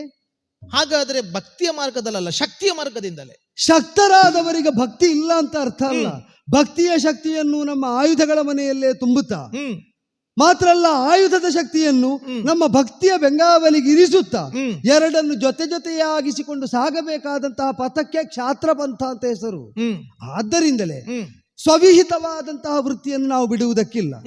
ನಮಗೆ ಬಂದ ಪ್ರಚೋದನೆ ಮನುಮಥಯ್ಯನಾದಂತಹ ಅವನನ್ನು ಕಾಣುವುದಕ್ಕಿದ್ದಂತಹ ಸದವಕಾಶವಾಗಿ ಇದು ನಮ್ಮ ಅಪ್ಪ ಪರಿಭಾವಿಸುವುದಕ್ಕಿದ್ದ ಕಾರಣ ತನ್ನಂತೆ ತಾನೇ ಅದು ನಮ್ಮಲ್ಲಿಗೆ ಬಂದು ನಿಂತದ್ದು. ಆದ್ದರಿಂದಲೇ ಅದನ್ನು ಕುದುರೆಯ ಕಟ್ಟಿಕಾವುರದಿ ನಾವು ಮುನ್ನಡೆದೆವು ಅಂತಾದರೆ ನಮ್ಮ ಪುಣ್ಯವಶದಿಂದಲೇ ಲಭ್ಯವಾದಂತಹ ಈ ಸದವಕಾಶದಿಂದ ಬದುಕಿನ ಸಾರ್ಥಕ್ಯವನ್ನು ನಾವು ಕಾಣುವುದಕ್ಕಾಗುತ್ತದೆ ಅಂತ. ಮತ್ತೊಂದು ಕೇಳಿದ್ದೇನೆ ನಾನು, ಕೃಷ್ಣಾರ್ಜುನರ ಸಮ್ಮುಖದಲ್ಲಿ ಹೋರಾಟವನ್ನು ನಡೆಸಿದರೆ ಕೇವಲವಾಗಿ ಭೌತಿಕವಾದಂತ ಜಯವಲ್ಲ, ಅದರಿಂದ ಸಿಗುವಂತದ್ದು ಪಾರಮಾರ್ಥಿಕವಾದಂತ ಒಂದು ಸ್ಥಿತಿ ಎನ್ನುವುದು. ಕುರುಮಾರ್ಗವು ಪ್ರಸಿದ್ಧ, ಮುಕ್ತಿ ಮಾರ್ಗವೇ ಅದರಿಂದ ಲಭ್ಯವಾಗುವುದೆನ್ನುವುದು ಮಹಾಭಾರತದ ಕಥನ ಕಾವ್ಯಗಳಲ್ಲಿ ನಾವು ಕೇಳುತ್ತೇವೆ. ಹಾಗಿರುವಾಗ ಅದು ಒಂದು ದಾರಿ ಇದೆ. ಅಂತಿರುವಾಗ ಇದು ಬೇಕು ಅಂತ ಇದ್ದದ್ದರಿಂದಲೇ ಇದು ಬೇಕೇ. ನೀ ಯೋಚನೆ ಮಾಡು, ಕಾದಾಟವೇ ಯಾಕೆ ಹರಿಶರಣನು ಅಂತ ನಾವು ಹೇಳಿಕೊಂಡು, ಹೌದು, ಕಾದಾಟವೇ ಒಂದು ಮಾಧ್ಯಮವಾಗಿ ದಾರಿಯಾಗಿ ನಾವು ಆಯ್ಕೆ ಮಾಡಿಕೊಳ್ಳಬೇಕು. ಇದು ಯಾಜ್ಞಿಕರಿಗೂ ಬರಬಹುದಾದ ಪ್ರಶ್ನೆ ಅಲ್ವಾ? ನಾವು ಸಮರ್ಪಿಸಬಹುದಾದ ದ್ರವ್ಯ ಎಲ್ಲ ನಮ್ಮಲ್ಲಿ ಸಂಗ್ರಹ ಉಂಟು. ನಮಗೆ ಸಹಕರಿಸಬಹುದಾದ ವೈದಿಕರ ಘಟನವೇ ನಮಗೆ ಉಂಟು, ಬೇಕಾದಂತ ಒದಗಿ ಬರ್ತಾ ಉಂಟು. ಮಾಡುವುದಕ್ಕೆ ಬೇಕಾದ ವಿತ್ತವೇ ಮೊದಲಾದಂತಹ ಆನುಕೂಲ್ಯಗಳು ದೇವರ ದಯೆಯಿಂದ ಉಂಟು. ಆದರೂ ಹೊರಟಾಗ ಇದ್ದದ್ದನ್ನೆಲ್ಲ ಹೋಮಿಸಿ ನಾವು ಯಾಗವೇ ಯಾಕೆ ಮಾಡಬೇಕು ಅಂತ ಪ್ರಶ್ನೆ ಬಂದರೆ ಆ ಪ್ರಶ್ನೆಗೆ ಔಚಿತ್ಯ ಎಷ್ಟು ಉಂಟು? ಅಯ್ಯೋ, ಅದು ಸರಿಯಾದುದಲ್ಲ. ಈಗ ಅದು ಸಂಗ್ರಹಿಸಿದ್ದು ಆ ದ್ರವ್ಯ ಯಾವುದು ಯಾಗಕ್ಕೆ ಅಂತ ಅಲ್ಲ. ಆದ್ರೆ ದ್ರವ್ಯ ಸಂಗ್ರಹ ಮನೆಯಲ್ಲಿ ಇರಬೇಕಾದದ್ದು ವಿಹಿತ ಎಂಬುದರಿಂದಲೇ ಮಾಡಿದ ದ್ರವ್ಯ ಸಂಗ್ರಹಣೆ. ನಮ್ಮಲ್ಲಿದ್ದಂತಹ ವೈದಿಕರು ಇಂಥ ಯಾಗಕ್ಕೆ ಈ ದ್ರವ್ಯ ತ್ಯಾಗಕ್ಕೆ ಬೇಕಾಗಿ ಒದಗುತ್ತೇನೆ ಅಂತ ಬದ್ಧತೆ ಇದ್ದವರಲ್ಲ. ಏನು ಮಾಡಿದರು ಅದು ವೈದಿಕ ಹೌದು ಅಂತ ಆದ್ರೆ ಪೂರಕವಾಗಿ ಒದಗುತ್ತೇವೆ ಅಂತ ನಿಂತವರು. ಆದರೂ ಮಹಾಧ್ವರದ ಸಂಕಲ್ಪವನ್ನು ಯಜಮಾನನಾಗಿ ಮನೆಯೊಡೆಯ ಸಂಕಲ್ಪಿಸಿದ್ರೆ ಸಂಕಲ್ಪ ದೋಷವಾಗುತ್ತೆ. ಈಗ ನಾವು ಅದನ್ನೇ ಯಾಕೆ ಮಾಡಬೇಕು ಅಂತ ಕೇಳಲಿಕ್ಕುಂಟ. ಆಗ ನಾವು ಏನಾಗಿ ಅದನ್ನು ಪರಿಭಾವಿಸಬೇಕು ಆ ಸನ್ನಿವೇಶವನ್ನು. ನಮಗದು ದೇವರ ದಯೆಯಿಂದ ಇಷ್ಟು ದ್ರವ್ಯ ಸಂಗ್ರಹ ಆದದ್ದೇ ಈ ಯಜ್ಞ ಮಾಡುವುದಕ್ಕೆ, ನಮಗದೇ ಮಾರ್ಗ. ದೇವರ ದಯೆಯಿಂದ ಇಷ್ಟು ವೈದಿಕರು ಒದಗಿ ನಿಂತದ್ದೇ ಈ ಯಜ್ಞ ಸಹಾಯವನ್ನು ಒದಗಿಸುವುದಕ್ಕೆ. ದೇವರ ಪ್ರಚೋದನೆಯಿಂದ ಹರಿಪ್ರೇರಣೆಯ ಹರಿಪ್ರೀತ್ಯರ್ಥಂ ನಾವು ಮಾಡುವುದಕ್ಕೆ ಹೊರಟದ್ದು ಹರಿಪ್ರೀತಿಕರವಾದಂತಹ ಈ ಯಜ್ಞವನ್ನು. ಆದ್ದರಿಂದ ಮಾಡುವುದು ಮಾಡಿಸುವುದು ಎಲ್ಲವೂ ಅವನೇ ಎಂಬ ಭಾವಾನುಸಂಧಾನದಿಂದ ಆ ಯಜ್ಞ ಕರ್ಮದಲ್ಲಿ ಹೇಗೆ ಮುನ್ನಡೆಯಬೇಕು, ರಣವನ್ನು ಯಜ್ಞ ಎಂಬ ರೂಪಕದಿಂದ ನೀನು ಗುರುತಿಸಿದ ನೋಡು. ಹರಿಪ್ರೇರಣೆಯಿಂದ ಚತುಷ್ಪಾದಿಯಾದ ಹರಿ ಅಂದ್ರೆ ಕುದುರೆ ತಾನಾಗಿ ಇಲ್ಲಿ ಬಂದು ನಿಂತಾಗ ಇದು ಹರಿಪ್ರೇರಣೆಯಿಂದ ನಮ್ಮಲ್ಲಿದ್ದಂತಹ ಪರಾಕ್ರಮ ದ್ರವ್ಯವನ್ನು ಹೋಮಿಸುವುದಕ್ಕೆ ತನ್ಮೂಲಕವಾಗಿ ನಾವು ಬಿಟ್ಟುಕೊಟ್ಟದ್ದರಿಂದ ಅವನು ತೃಪ್ತನಾಗಿ ಮೆಚ್ಚು ಹರಸುವಂತಾಗುವುದಕ್ಕೆ ಇದು ಸದವಕಾಶ ಎಂಬುದು ನಮ್ಮ ಅಪ್ಪನ ಅಚಂಚಲವಾದ ಶ್ರದ್ಧೆ. ಅದಕ್ಕೆ ಪೂರಕವಾಗಿ ಇದೇ ಮಾರ್ಗ ಆಗಬೇಕು ಅಂತ ಅವರ ನಿರ್ಣಯ. ಅದಕ್ಕೆ ಒದಗುತ್ತೇನೆ ಅಂತ ನಾನು ಆಡಿದಾಗ ಹರಿಯ ಕರುಣದ ಕವಚವನ್ನು ಅವರು ಹೊದ್ದಿದ್ದಾರೆ. ಆದ್ದರಿಂದಲೇ ಅದನ್ನು ಭೇದಿಸುವುದು ಸುಲಭವೋ ಅಂತ. ಈಗ ಭೇದಿಸಬೇಕು ಅಂತಿಲ್ಲ. ಈಗ ಹರಿಯ ಕರುಣದ ಕವಚವನ್ನು ಹೊದ್ದ ಪಾಂಡವರಿಗೆ ಬದುಕಿನಲ್ಲಿ ಪರಿಭವವೇ ಬರಲಿಲ್ವ? ಬಂದಿದೆ. ಈಗ ಕರುಣದ ಮನುಷ್ಯ ಸಹಜವಾದಂತ ಸೋಲು ಗೆಲುವು ಅವನಿಗೆ ಮನುಷ್ಯ ಹೌದು ಅಂತಾದ್ರೂ ಉಂಟು. ಪ್ರಭಾವತಿ, ದೇವರು ಕವಚ ಕೊಟ್ಟಾನು, ಅದನ್ನು ಧರಿಸಬೇಕು ನಾವು ಯಾವತ್ತು ಎಂಬ ವಿವೇಕ ನರರಲ್ಲೇ ಮೂಡಬೇಕು. ಅದು ಬೇಕು. ನಾನು ನರರನ್ನು ಮೀರುತ್ತೇನೆ ಎಂಬಲ್ಲಿದ್ದ ಆತ್ಮವಿಶ್ವಾಸದ ಮೂಲ ಸ್ರೋತ ಅದು. ಇದ್ದ ಕವಚ ಧರಿಸಿ ಬಾರದಿದ್ದರೆ ಬೆಚ್ಚಿ ಬೀಳಬೇಕಾಗುತ್ತದೆ ರಣಕಣದಲ್ಲಾದರೂ. ಈಗ ಹರಿಸಂಕಲ್ಪದಿಂದ ನಾವು ಗೆಲ್ಲಬೇಕು ಬದುಕಿನ ಧುರದಲ್ಲಿ ಅಂತ ಇದ್ದರೆ ಯಾಕೆ ಪಾರ್ಥನಿಗೂ ಧರಿಸಬೇಕಾದದ್ದಕ್ಕೆ ವಿಸ್ಮರಣೆ ಬಾರಕೂಡದು? ಸಾಧ್ಯತೆಗಳುಂಟು. ನಮ್ಮದನ್ನು ನಾವು ಪ್ರಾಮಾಣಿಕವಾಗಿ ಮಾಡ್ತಾ ಹೋದಂತೆ ಎದುರಾಳಿಯ ಸೋಲಿಗೆ ಕಾರಣವಾಗಬಹುದಾದ ಅನೇಕ ಘಟನೆಗಳು ದೈವೇಚ್ಛೆಯಿಂದ ಘಟಿಸಬಾರದು. ಯಾಕೆ? ಇಷ್ಟಕ್ಕೂ ಅವರು ತಪ್ಪೇ ಮಾಡಲಿಲ್ಲ. ಹರಿಯನ್ನೇ ನೆಚ್ಚಿಕೊಂಡು, ಹರಿಯನ್ನೇ ನಂಬಿಕೊಂಡು, ಹರಿಸಹಾಯದಿಂದಲೇ, ಹರಿಯ ಅನುಗ್ರಹದಿಂದಲೇ ಎಲ್ಲವನ್ನು ಸಾಧಿಸುವುದಕ್ಕೆ ಮುನ್ನಡೆದರು. ಏನಾದೀತು? ಆದ್ರೆ ಏನಾದೀತು? ಅಲ್ಲ, ಅವರಿಗೆ ಗೆಲುವಾಗುತ್ತದೆ. ಅವರಿಗೆ ಗೆಲುವಾಗುತ್ತದೆ ಅಂತಂದ್ರೆ ನಾವು ಬದುಕಿರುವಾಗ ಗೆಲುವಿಗಾಗಿ ನಾವು ಶ್ರಮಿಸ್ತೇವೆ. ಅವರ ಆತ್ಯಂತಿಕ ಗೆಲುವನ್ನು ಹೊಂದಬೇಕು ಅಂತಾದರೆ ಒಂದು ವೇಳೆ ಈ ಕಾಯದ ಕಸುವನ್ನೆಲ್ಲ ಹೀರಿ ಅದನ್ನು ಕೇವಲ ಡಿಂಬವಾಗಿಸಿ ಕಡಿದೊಗೆದಾರು. ಅಷ್ಟೇ ಅಲ್ವಾ? ಕಾಯಕ ಸಾರ್ಥಕ್ಯ ಯಾಕೆ? ಶರೀರ ಮಾಧ್ಯಮ ಯಾವುದಕ್ಕೆ? ಖಲು ಧರ್ಮ ಸಾಧನ. ಕ್ಷಾತ್ರ ಧರ್ಮದಲ್ಲಿ ನಾವು ಮಾಡಬೇಕಾದ ಪ್ರವೃತ್ತಿಯಲ್ಲಿ ಆ ಕರ್ಮದಲ್ಲೇ ಮುನ್ನಡೆಯುವುದಕ್ಕೆ ಅದು ಸಾಧಕವಾಗಿ ಒದಗಿದ ಮೇಲೆ ಬಿದ್ದು ಹೋದರೆ ಅದಕ್ಕಾಗಿ ಅಮಿತವಾದ ವ್ಯಾಮೋಹ ಏಕೆ? ಸಾಧಿಸಬೇಕಾದದ್ದನ್ನು ಸಾಧಿಸಿದರೆ ಇವ ಬದುಕಿದ್ದು ಹೇಗೆ ಕಾಯ ಇರುವಾಗ ಎಂಬುದು ಖ್ಯಾತಿಯಾಗಿ ಕೀರ್ತಿಯಾಗಿ ಉಳಿಯುತ್ತದೆ. ಆಗ ಉಳಿದದ್ದು ರವಿ ಶಶಿಯುಳ್ಳನಕ ಅಂದರೆ ಭಗವತ್ ಸಂಕಲ್ಪದಂತೆ ಆವಿರ್ಭೂತವಾದಂತಹ ಈ ಪ್ರಪಂಚ ಇರುವ ತನಕ ಶಾಶ್ವತವಾದ ಕೀರ್ತಿಯಾಗಿ ನಮ್ಮ ಹೆಸರಿನ ಜೊತೆಯಲ್ಲಿ ಈ ಲೋಕಕ್ಕೆ ಉಳಿಯುತ್ತದೆ. ಹಾಗಾದರೆ ಕೊಟ್ಟದ್ದನ್ನು ನಾವು ಸದುಪಯೋಗ ಮಾಡಿದ್ದೇನೆ ಅಂತ ಇಟ್ಟವನಿಗೆ, ನಂಬಿಕೆ ಇಟ್ಟವನಿಗೆ ದೃಢವಾಗಬೇಕು. ಮತ್ತೆ ಹರಿಯ ಕರುಣದ ಕವಚ ಅವರಿಗುಂಟು ಅಂತ ನಾವು ಶತ್ರುವಿನ ಕುರಿತಾಗಿ ಒಂದು ಮಿತಿ ಮೀರಿದ ಚಿಂತನೆಯನ್ನು ಮಾಡುವುದಕ್ಕೆ ಹೊರಟ್ರೆ ಆತ್ಮನ್ಯೂನತಾ ಭಾವ ನಮ್ಮಲ್ಲಿ ಬೆಳೆಯುತ್ತಾ ಹೋಗ್ತದೆ. ಎಲ್ಲವೂ ಅವರಲ್ಲಿ ಧನಾತ್ಮಕವಾಗಿ ಚಿಂತಿಸಿದ್ರೆ ನಾವು ಋಣಾತ್ಮಕವಾಗಿ ಕಾಣುತ್ತೇವೆ. ನಮ್ಮಲ್ಲಿ ಏನುಂಟು ನೋಡಿ, ಆತ್ಮವಿಶ್ವಾಸಕ್ಕೆ ಪೂರಕವಾಗಿ ಪ್ರೇರಕವಾಗಬಹುದಾದ ಅಂಶ ನಮ್ಮಲ್ಲಿ ಏನುಂಟು? ನಾವು ತೊಟ್ಟದ್ದು ಯಾರ ಕರುಣದ ಕವಚ? ನಾವು ಹರಿಯ ಕರುಣದ ಕವಚವನ್ನೇ. ಈಗ ಹರಿಯ ಕರುಣದ ಕವಚವನ್ನು ತೊಟ್ಟ ಚಂಪಕಾವತಿಯವರನ್ನು ಭೇದಿಸುವಲ್ಲಿ ಪಾಂಡವರಲ್ಲಿ ಎಂಥದ್ದುಂಟು? ಹಾಗಾದ್ರೆ ಅವರಲ್ಲಿ ಇರುವಂತದ್ದು ಹರಿಯ ಕರುಣದ ಕವಚವನ್ನು ಭೇದಿಸುವುದಕ್ಕೆ ನಮಗಾಗುವುದಿಲ್ಲ ಅಂತ ನೀ ಹೇಳ್ತೀಯಾದ್ರೆ ಇಲ್ಲಿ ನಾವು ತೊಟ್ಟದ್ದನ್ನು ಭೇದಿಸುವುದಕ್ಕೆ ಪಾಂಡವರಿಗೂ ಆಗಬಾರದಲ್ಲ. ಇಲ್ಲಿಗೆ ಘಾತ ಆಗುವಂತಹ ಅವಕಾಶ ಅವರಿಗೆ ಲಭ್ಯವಾಗ್ತದೆ ಅಂತ ಚಿಂತಿಸುವುದಾದ್ರೆ ಅಲ್ಲಿಗೂ ಘಾತ ಒದಗಿಸುವ ಅವಕಾಶ ನಮಗೂ ಲಭ್ಯ ಆಗ್ತದೆ ಅಂತ ನಾವು ಚಿಂತಿಸಬಹುದಲ್ಲ. ದೈವದ ನೆಲೆಯನ್ನು ಬಲ್ಲವರಾರು. ಅದಕ್ಕಾಗಿ ಮಾತ್ರ ನಾ ಇಷ್ಟನ್ನು ಹೇಳಿದ್ದು. ದೈವ ಚಿತ್ತವನ್ನು ಅರಿತವರಿಲ್ಲ. ಸುಭದ್ರಾ ಪತಿಯೇ ಪಾರ್ಥನಾದದ್ದು ಯಾವಾಗಲೋ ಆಗಲೇ ಕೃಷ್ಣ ಕಾರುಣ್ಯದಿಂದ ಅವರು ಸುರಕ್ಷಿತರು ಅಂತ ನಿನಗೆ ದೃಢ ಆಗಿದೆ. ತನ್ನ ತಂಗಿಯನ್ನೇ ಕೊಟ್ಟು ಆದರೆ ಅದರ ಫಲವನ್ನು ಉಣ್ಣುವುದಕ್ಕೆ ಬಿಡದೇ ಇದ್ದವನು ಕೂಡ ವಿಶಾಲ ಅರ್ಥದಲ್ಲಿ ಅವನೇ ಅಲ್ವಾ? ಖಂಡಿತ. ಪಾರ್ಥ ಸುಭದ್ರಾ ದಾಂಪತ್ಯದ ಫಲರೂಪವಾದಂತಹ ಅಭಿಮನ್ಯು ಕುಮಾರನಿಗೆ 16 ವರ್ಷವೇ ಆಯುಸ್ಸು ಅಂತ ನಿರ್ಣಯಿಸಿದ್ದು ನಾನೋ ನೀನೋ ಅಲ್ವಲ್ಲ? ಆ ದಾಂಪತ್ಯದ ಪರಮ ಫಲವನ್ನು ಸುದೀರ್ಘಾವಧಿ ಆಯುರ್ಮಾನವನ್ನು ಹೊಂದಿ ಬದುಕಿ ಬಾಳಿ ಬೆಳೆದು ಚಂದ್ರಾನ್ವಯವನ್ನು ಬೆಳಗದಂತೆ ಮಾಡಿದ್ದು ಯಾವ ವಿಧಿ? ಹಾಗಾದರೆ ಭಗವತ್ ಸಂಕಲ್ಪದಿಂದ ಅಲ್ಲಿ ಯಾವುದೆಲ್ಲ ಒಗ್ಗೂಡಿದೋ ಅದು ಯಾವುದಕ್ಕಾಗಿ, ಎಷ್ಟು ಪ್ರಮಾಣದಲ್ಲಿ ನೀನು ಹೇಳ್ತಿ. ಅವ ಹಾಡನ್ನು ರಣಮಧ್ಯದಲ್ಲಿ ಹಾಡಿದಾಗ ಅದೇ ಅಲ್ವೋ? ಹೌದು. ರಣಮಧ್ಯದಲ್ಲಿ ಕೃಷ್ಣ ಹಾಡುವುದಕ್ಕೆ ತೊಡಗಿದಾಗ ಪಾಂಡವರಲ್ಲಿ ನಾನು ಧನಂಜಯ. ಹೌದು.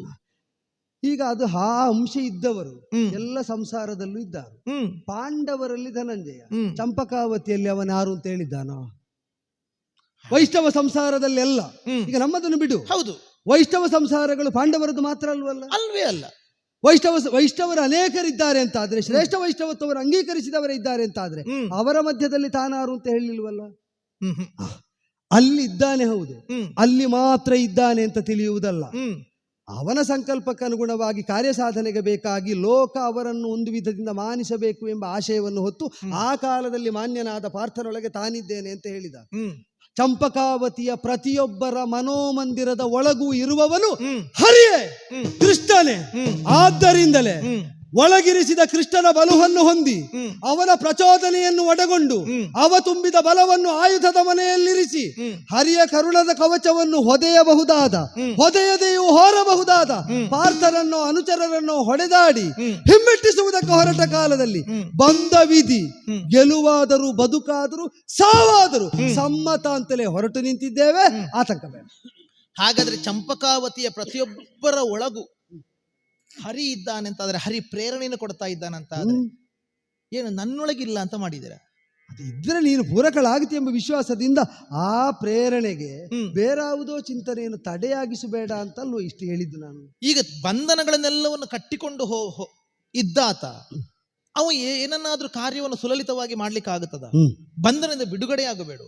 ಆ ಬಂಧನ ಬಿಡುಗಡೆಯಾಗುವುದಕ್ಕೋಸ್ಕರವಾಗಿ ಅಲ್ಲ ನಾನಿಷ್ಟು ತಿಳಿದು ಮಾತಾಡ್ತಾ ಇರುವುದು, ಅಂದ್ರೆ ಗೊತ್ತಿದ್ದೇ ಮಾತಾಡುವುದು ನಾನು. ಇದನ್ನೆಲ್ಲ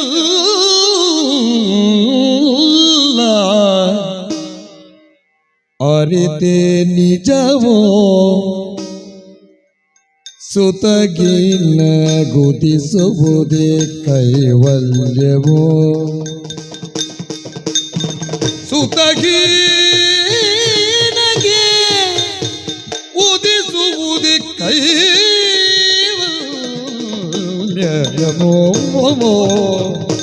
ಅರಿತೆ ನಿಜವೋ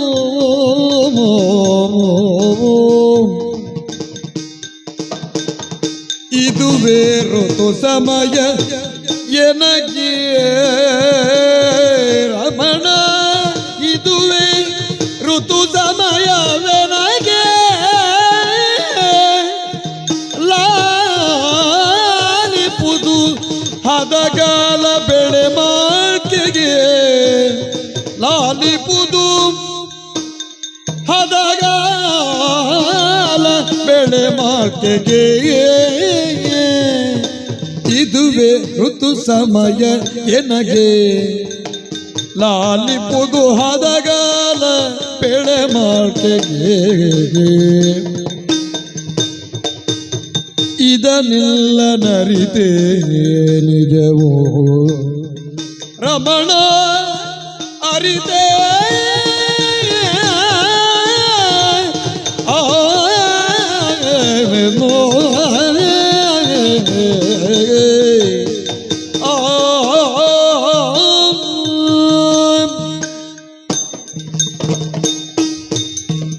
ಇದನ್ನೆಲ್ಲ ಅರಿತೆ. ಯಾವುದು ನಿಜವೂ ಯಾವುದೆಂದು ಅರಿತೆ. ಹೊರಟ ಸಂಕಲ್ಪದ ಪಾರಿಶುದ್ಧಿ ನಿನಗೆ ಅರಿವಿಗೆ ಬಂದ್ರೆ ಆಯ್ತು. ಎಲ್ಲಿಗೆ ಹೊರಟಿರಿ? ನೂತನವಾಯಿತಿದನು ಎನ್ನುವುದನ್ನು ನಾನು ಮೊದಲಾಗಿ ನಿಮ್ಮಲ್ಲಿ ಪ್ರಶ್ನೆ ಮಾಡಿದ್ದೆ. ಹಾಗಾದ್ರೆ ಈಗ ನೀವು ಹೊರಟದ್ದು ನಿಜ ಎನ್ನುವಲ್ಲಿಗೆ ಹೊರಟದ್ದು. ಯಾವುದು ಅಶಾಶ್ವತವಾದುದು ಎನ್ನುವುದು ಈ ಭೋಗ ಜೀವನವನ್ನೇ ಲಕ್ಷಿಸಿಕೊಂಡು ಪ್ರತಿಯೊಬ್ಬರು ಆಡಿದ್ದು. ಶಾಶ್ವತವಾದಂತಹ ಮುಕ್ತಿಧಾಮ ಯಾವುದು ಕೇಳಿದ್ರೆ ಕೈವಲ್ಯವೇ.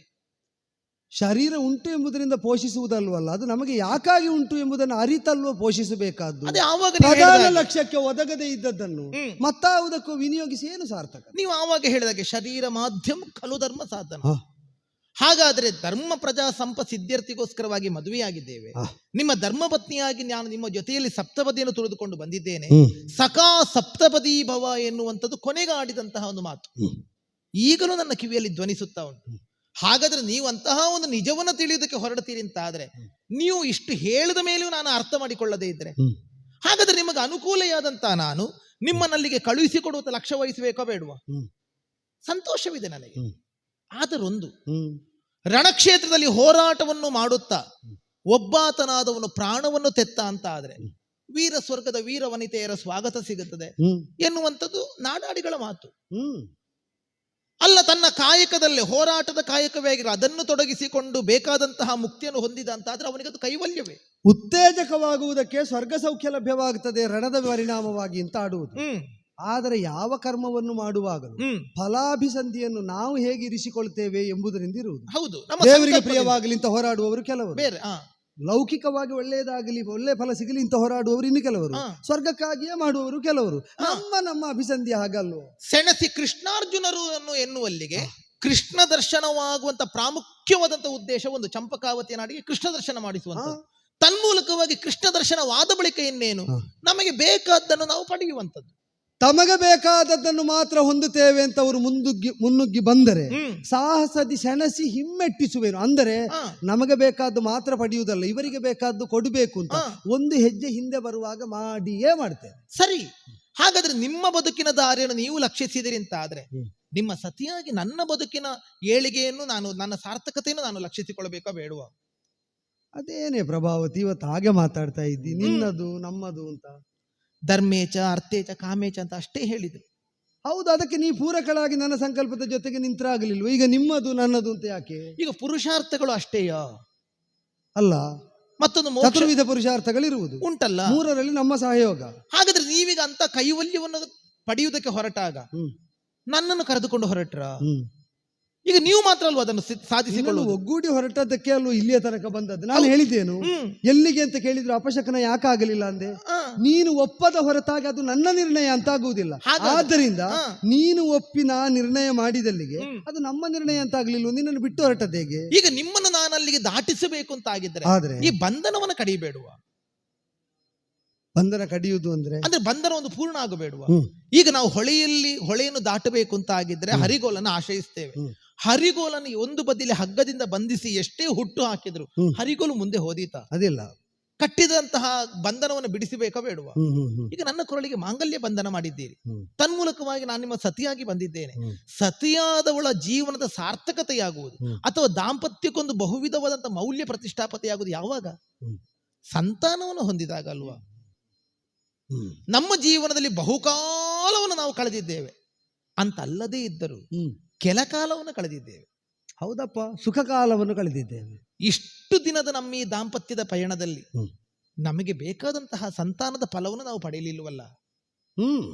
ಪ್ರತೀಕ್ಷೆಯಲ್ಲೇ ಇದ್ದೆವು ಇದು ತನಕ. ಹೌದಲ್ಲ? ಪುನ್ನಾಮ ಎನ್ನುವಂತ ನರಕದಿಂದ ಉತ್ತರಿಸಬೇಕು ಅಂತಾದ್ರೆ ಪುತ್ರನೆನ್ನುವ ಬೇಕೇ ಬೇಕು. ಸರಿ.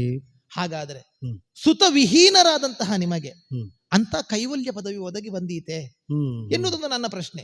ಮಾತ್ರವೇ ಅಲ್ಲ, ನಮ್ಮ ಈ ಮಧುರವಾದಂತ ಈ ದಿನದ ಈ ರಾತ್ರಿ ಏನುಂಟು, ನಾಳೆ ದಿವಸ ಇಂತಹ ಒಂದು ರಾತ್ರಿಯನ್ನು ಈ ಅಂತಃಪುರದಲ್ಲಿ ಈ ರೀತಿಯಲ್ಲಿ ಮಧುರವಾದಂತ ಮಾತುಗಳಿಂದ ಕಳೆಯುತ್ತೇವೆ ಎನ್ನುವಂತ ವಿಶ್ವಾಸ ನಿಮಗಾದ್ರೂ ಉಂಟಾ? ಕಳೀತೇವೆ ಅಂತಲೂ ಇಲ್ಲ, ಇಲ್ಲ ಅಂತಲೂ ಅಲ್ಲ.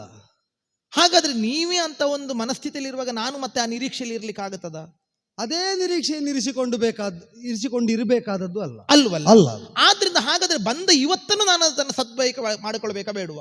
ಆ ಕಾರಣಕ್ಕೋಸ್ಕರ ನನ್ನೊಳಗಿನ ಕೃಷ್ಣ ನನ್ನನ್ನು ಪ್ರೇರೇಪಿಸ್ತಾ ಇದ್ದಾನೆ. ಅಲ್ಲ, ನಿನ್ನನ್ನು ಪ್ರೇರೇಪಿಸುವುದು ಸರಿ. ನಮಗೆ ಮಕ್ಕಳಿಲ್ಲ ಎಂಬುದು ಹೌದು, ದಾಂಪತ್ಯದ ಸುಫಲದ ನಿರೀಕ್ಷೆಯಲ್ಲಿ ನಾವು ಇದ್ದದ್ದು ಎಂಬುದು ಹೌದು. ಇದೆಲ್ಲ ಇರುವಾಗಲೇ ದುರಸನ್ನದ ಸ್ಥಿತಿ ಬಂದದ್ದು ಸತ್ಯ. ಅದು ಹಾಗುಂಟು ಎಂಬುದರಿಂದ ಇದಕ್ಕೆ ನಾವು ವಿಮುಖರಾಗ್ಲಿಕ್ಕೆ ಆಗ್ತದೆ ಬೇಡ. ಮತ್ತೆ ಅದಕ್ಕೆ ಅನುಕೂಲವಾಗುವುದಕ್ಕೆ ಈ ದಿನವೇ ಅನುಕೂಲವಾಗಿದೆ. ಈ ಚಂಪಕಾಂಶವನ್ನು ನೋಡಿದಾಗ ನಿಮಗೆ ಅರ್ಥವಾಗುವುದಿಲ್ವೇ? ಇದುವೇ ಹದಗಾಲವೆನೆಗೆ, ಇದುವೇ ಋತು ಸಮಯವೆನೆಗೆ. ಹೇಗೆ ಕೃಷಿಕನಾದವನು ಯೋಗ್ಯವಾದಂತಹ ಮಳೆ ನಕ್ಷತ್ರಗಳನ್ನು ಸದಾ ನೆನಪಿಟ್ಟುಕೊಂಡು ಹೇಗೆ ಬೀಜ ವ್ಯಾಪನವನ್ನು ಮಾಡಿ ಬೇಕಾದಂತ ಬೆಳೆಯನ್ನು ಪಡೆಯುತ್ತಾನೆಯೋ ಹಾಗೆ ಹದಗಾಲವಾಗಿದೆ. ನೀವು ನನ್ನೊಡನೆ ಕೂಡಿ ಸಂತಾನವನ್ನು ನನಗೆ ಕರುಣಿಸಿದಿರಿ ಅಂತ ಆದ್ರೆ ಬೇಕಾದಂತಹ ರೀತಿಯಲ್ಲಿ ಅದು ಬಂಧನಕ್ಕೆ ಬಿಡುಗಡೆಗೆ ಸಾಧನವಾಗುತ್ತದೆ ಹೊರತು ಯಾವ ಕಾಲಕ್ಕೂ ಮತ್ತೆ ಅದು ನಿಮಗೆ ಬಂಧನವಾಗುವುದಿಲ್ಲ. ಆದ್ರಿಂದ ಇವತ್ತೊಂದು ದಿವಸ ನನ್ನ ಜೊತೆಯಲ್ಲಿ ಉಳಿದು ನನಗೊಂದು ಸಂತಾನವನ್ನು ಕರುಣಿಸಬೇಕು ಅಂತ ಕೇಳಿಕೆ. ಬದುಕಿನಲ್ಲಿ ಒಮ್ಮೆ ಸಂಭವಿಸುವ ಮಹೋತ್ಸವ ಅದು ನಾವು ಬಿತ್ತುವ ಬೆಳೆ ತೆಗೆಯುವ ಹೊಲದಲ್ಲೇ ನಡೆಯಬೇಕಾದದ್ದು. ಮಳೆಗಾಲದಲ್ಲೇ ಬಂದಿದೆ. ನಾವು ಬಿತ್ತುವ ನಕ್ಷತ್ರದಂದೇ ಅದು ಆಗಬೇಕು. ಊರಿಡೀ ಸಂಭ್ರಮಾಚರಣೆ ಮಾಡಿ ಶ್ರೇಯಸ್ಸನ್ನು ಕರುಣಿಸುವ ಉತ್ಸವಕ್ಕಾಗಿ ಹೊಲ ಬಿಟ್ಟುಕೊಡುವುದ ಅಥವಾ ನಮಗೆ ಬೀಜ ಬಿತ್ತುವುದಕ್ಕೆ ಪ್ರಶಸ್ತವಾದ ದಿನದಂದು ಯಾವ ಉತ್ಸವ ಇಲ್ಲ ಅಂತ ತಿರುಗಿಸುವುದ? ಅಲ್ಲ, ಜೀವನದ ಮಹೋತ್ಸವದ ಇದೊಂದು ಅಂಗ ಅಂತ ಹೇಳಿಕೊಂಡು ನಮಗೆ ಬೇಕಾದ.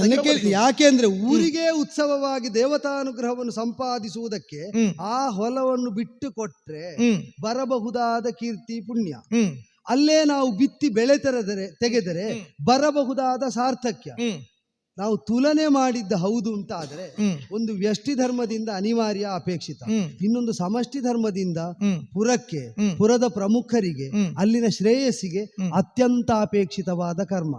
ದೈವಹುತ ಸರ್ವರಿಗೂ ಸಾಧನೆವಾಗುವಾಗ ಅದಕ್ಕಾಗಿ ನಮ್ಮ ಬದುಕಿನ ಧರ್ಮದಲ್ಲಿ ನಮಗೆ ಚ್ಯುತಿ ಬಂತು ಅಂತ ನಾವು ಇಲ್ಲವೇ? ನಿನ್ನೊಡನೆ ನೀ ಹೇಳಿದಂತಿರುವುದಕ್ಕೆ ಅನುಕೂಲ ಇಲ್ಲವೇ? ದಿನ ಕಳೆಯಲು ಪಿತನಾದ್ಯ ಇನ್ನು ತೊಲಗಿಹುದು ಕೇಳು, ಪಿತನಾದ್ಯ ಇನ್ನು ತೊಲಗಿಹುದು ಕೇಳು. ಮುನ್ನ ಪರದಿಗನು ಜನಕ ತಾಬೋಗ ತನ್ನ ಕದಗದು ಸೈನಿಕ. ನಿನ್ನೊಡನೆ ದಿನ ಕಳೆಯಲು ಪಿತನಾದ್ಯ ಮುನ್ನಿಹುದು. ಈಗ ನಾನು ಏನನ್ನು ಹೇಳುವುದಕ್ಕೆ ಮೊದಲೇ ನನ್ನ ಸ್ಥಿತಿ, ನಮ್ಮ ಗತಿ, ನಮಗೆ ಇವತ್ತು ಅನಿವಾರ್ಯವಾಗಿ ನಾವು ಆಚರಿಸಬೇಕಾದ ಕರ್ತವ್ಯ ಕರ್ಮಗಳು ಇದಾವುದನ್ನು ವಿಚಾರಿಸದೆ ಪಿತನಾಜ್ಞೆ ಹೊರಟಾಗಿದೆ. ಯೋಚನೆ ಮಾಡು. ಚಂಪಕಾವತಿಯಲ್ಲಿ ಯಾರು ಹಿಂದುಳಿಯ ಕೂಡದು. ಹಿಂದುಳಿದವರಿಗೆ ಕುದಿವೆಣ್ಣೆಯ ಕೊಪ್ಪರಿಗೆ ಹಾಕಲ್ಪಡುವ ಘೋರತರವಾದ ಶಿಕ್ಷೆ ವಿಹಿತವಾಗುತ್ತದೆ. ಹೌದು, ಇದು ರಾಜಶಾಸನ. ಹೀಗೆ ಶಾಸನ ಮಾಡುವ ಹಿನ್ನೆಲೆಯಲ್ಲಿ ಅವರು ವಿಚಾರಣೆ ಮಾಡಿದ್ದಿಲ್ಲ, ಯಾರ ಮನೆಯಲ್ಲಿ ಯಾರ ಅನಿವಾರ್ಯತೆ ಏನು ಅಂತ ಕೇಳಿದ್ದಿಲ್ಲ. ಆ ಅನಿವಾರ್ಯವಾದಂತಹ ಸ್ಥಿತಿಯಲ್ಲಿ ಆ ಕುಟುಂಬದ ಪ್ರಧಾನಾಂಗವೆನಿಸಬಹುದಾದಂತಹ ಯೋಧ ಅಲ್ಲಿ ಬಿಟ್ಟು ಇಲ್ಲಿ ಬಂದು ಸೇರುವುದು ಹೇಗೆ ಅಂತ ಅವರು ಚಿಂತಿಸಿದ್ದಿಲ್ಲ. ಅದೆಲ್ಲವೂ ಇದಕ್ಕಿಂತ ಲಘುತರವಾದದ್ದು. ಆ ಎಲ್ಲ ವ್ಯಕ್ತಿಗತವಾದ ಕರ್ತವ್ಯ ಕರ್ಮಕ್ಕಿಂತ ಸಮಷ್ಟಿಹಿತವನ್ನು ಸಾಧಿಸಿದ ರಾಜ್ಯದ ಧ್ಯೇಯವನ್ನು ಲಕ್ಷ್ಯವನ್ನು ಭೇದಿಸಬಹುದಾದ ಈ ಅವಕಾಶ ಮಹತ್ತರವಾದದ್ದು ಎಂಬುದರಿಂದ ಪಿತನಾಜ್ಞೆ ಮುನ್ನಿಹುದು. ಆದ್ದರಿಂದಲೇ ಈಗ ಅದನ್ನು ಉಪೇಕ್ಷಿಸಿ ಇಲ್ಲ ಅವಳು ಋತುಸ್ನಾತೆಯಾಗಿ ಶೋಭನವಾದಂತಹ ದಿನದಲ್ಲಿ ಪತಿ ಸಮಾಗಮದ ನಿರೀಕ್ಷೆಯಲ್ಲಿದ್ದಾಳೆ ಎಂಬುದರಿಂದ ಅಪ್ಪನ ಆಜ್ಞೆಯೂ ಕೂಡ ಪರಿಹಾರ ಯೋಗ್ಯವಾದದ್ದು ಅಥವಾ ಅವಗಣನೆಗೆ ಅರ್ಹವಾದದ್ದು ಅಂತ ನಾವು ಬದಿಗೆ ಸರಿಸುವುದಕ್ಕಿಲ್ಲ. ನಾನು ಮೊದಲೇ ಹೋಗಲಿಲ್ಲ ಅಂತ ಆದ್ರೆ ಎಲ್ಲರೂ ಹಾಗೆ ಒದಗಬೇಕು. ತಮಗಿರುವ ಅನಿವಾರ್ಯತೆಯನ್ನು ಬದಿಗಿರಿಸಿ ಅಂತರ ಅಥವಾ ಬೇರೆ ಏನಾದ್ರೂ ಪರ್ಯಾಯ ವ್ಯವಸ್ಥೆಯನ್ನು ಸಾಧ್ಯ ಇದ್ದಲ್ಲಿ ಮಾಡಿ. ಎಲ್ಲರಿಗೂ ನಮ್ಮಂತಹ ಅನಿವಾರ್ಯತೆ ಬರಬೇಕು ಅಂತಿಲ್ಲ, ಬೇರೆ ಬೇರೆ ತರನಾಗಿ ಬರಬಹುದು. ಅದಕ್ಕೆ ಉಪಾಯಾಂತರದಿಂದ ಮಾರ್ಗ ಸಾಧ್ಯ ಇದೆ ಅಂತ ಆದ್ರೆ ಆ ಮಾರ್ಗದಲ್ಲಿ ಕ್ರಮಿಸುವುದಕ್ಕೆ ಅವರಿಗೆ ಅನುವು ಮಾಡಿಕೊಟ್ಟು ತಾವು ಸಕಾಲದಲ್ಲಿ ಬಂದು ಒದಗಬೇಕಾದ್ದು. ಎಲ್ಲರೂ ತಮ್ಮದನ್ನು ಬಿಟ್ಟು ಬರ್ತಾರೆ. ಅವರು ಬರುವಾಗ ಅವರನ್ನು ಒಳಗೊಳ್ಳುವುದಕ್ಕೆ ಬೇಕಾದ ಸೇನೆಯ ಸನ್ನದ್ಧತೆಯನ್ನು ಸೂಕ್ತ ವಿಧಾನದಲ್ಲಿ ಸಾಧಿಸಿಕೊಡಬೇಕಾದ ಹೊಣೆ ಹೊತ್ತ ಸುಧನ್ವನಾದ ನಾನು ಮಾತ್ರ ಸತಿಯ ಮಾತು ಕೇಳಿ ಹಿಂದುಳಿದೆ ಅಂತಾದ್ರೆ ಎಷ್ಟು ದೊಡ್ಡ ಹೇಸಿಕೆಯ ವಿಷಯ ನೋಡು. ಆದ್ದರಿಂದಲೇ ಈಗ ನಮ್ಮ ದಾಂಪತ್ಯ ಸುಫಲವನ್ನು ಹೊಂದಬೇಕು. ಈ ಸದಾಶಯ ತಂದೆ ತಾಯಂದಿರಿಗೆ ಇದ್ದದ್ದೇ ಅಲ್ವೇನೆ? ಅದಕ್ಕಲ್ಲೂ ನಮ್ಮ ದಾಂಪತ್ಯವನ್ನು ಅನುಗ್ರಹಿಸಿದವರು. ಹೌದು, ಅದನ್ನು ಅರಿತೇ ಅಲ್ವೋ ಅವರು ಈಗ ಮಾಡಿದ ಆಜ್ಞೆಯೂ ಕೂಡ. ಹಾಗಾದ್ರೆ ಎಲ್ಲಿ ಯಾವುದಕ್ಕೆ ಪ್ರಾಶಸ್ತ್ಯ ಪ್ರಾಮಾಣ್ಯ ಇದನ್ನು ನಮ್ಮ ಅಪ್ಪ ಸ್ಪಷ್ಟವಾಗಿ ಚಿಂತಿಸಬಲ್ಲವರು, ವಿವೇಕದಿಂದ ನಿರ್ಣಯಿಸಬಲ್ಲವರು. ಆ ನಿರ್ಣಯಕ್ಕೆ ಮೌಲ್ಯವನ್ನು ಕಲ್ಪಿಸಬೇಕಾದದ್ದು ನಾವೇ. ಇಷ್ಟಕ್ಕೂ ನೀ ಸಂಪೂರ್ಣವಾಗಿ ನಿರಾಶರಾಗಬೇಕಾದ ಅನಿವಾರ್ಯತೆ ಏನೂ ಇಲ್ಲ. ಹರಿಚಿತ್ತವನ್ನು ಕಂಡವರಾರು ಅದು ಹೀಗೆಯೇ ಆಗುತ್ತದೆ, ಇಂಥದ್ದೇ ಫಲವನ್ನು ಕೊಡ್ತದೆ ಅಂತ ನಾವ್ಯಾಕೆ ಆತುರಾತುರವಾಗಿ ನಿಗಮವನ್ನು ಬರೆಯದ ಪುಟ ಓದುವುದು ಅಂತ ಒಂದು ಮಾತು ಅಲ್ವೋ? ಹೌದು, ಆ ಪುಟ ಇನ್ನು ಬರೆದೇ ಆಗಲಿಲ್ಲ, ನಮಗೆ ಓದುವ ಆತುರ ಯಾಕೆ? ಅದು ಬರೆಯಬೇಕಾದವನು ವಿಧಾಯಕನಾದಂತಹ ಹರಿ ಬೇಕಾದಂತೆ ಬರೆಯಲಿ, ನಾವು ತೆರೆದಿಟ್ರೆ ಸಾಕು. ಅವನಿಗೆ ನಮ್ಮ ದಾಂಪತ್ಯ ತಿಳಿಯದ್ದು. ನಾವು ಫಲವನ್ನು ಹೊಂದುವಂತಹ ಅಪೇಕ್ಷೆಯನ್ನು ಹೊಂದಿದ್ದು ನಮ್ಮ ಕರ್ತೃತ್ವ ಪೌರುಷವನ್ನು ಪಣವಾಗಿಟ್ಟ ಅಲ್ಲ. ದೈವ ಕಾರುಣ್ಯ ಯಾವಾಗ ಸಿದ್ಧಿಸ್ತದೆ ಅಂತ ಪ್ರಶಸ್ತವಾದ ಕಾಲದಲ್ಲಿ ವಿಹಿತವಾದ ಕರ್ಮವನ್ನು ಆಚರಣೆ ಮಾಡಿ ನಿರೀಕ್ಷೆಯಲ್ಲೇ ಕಾಲ ಕಳೆಯುತ್ತಾ ಬಂದವರು.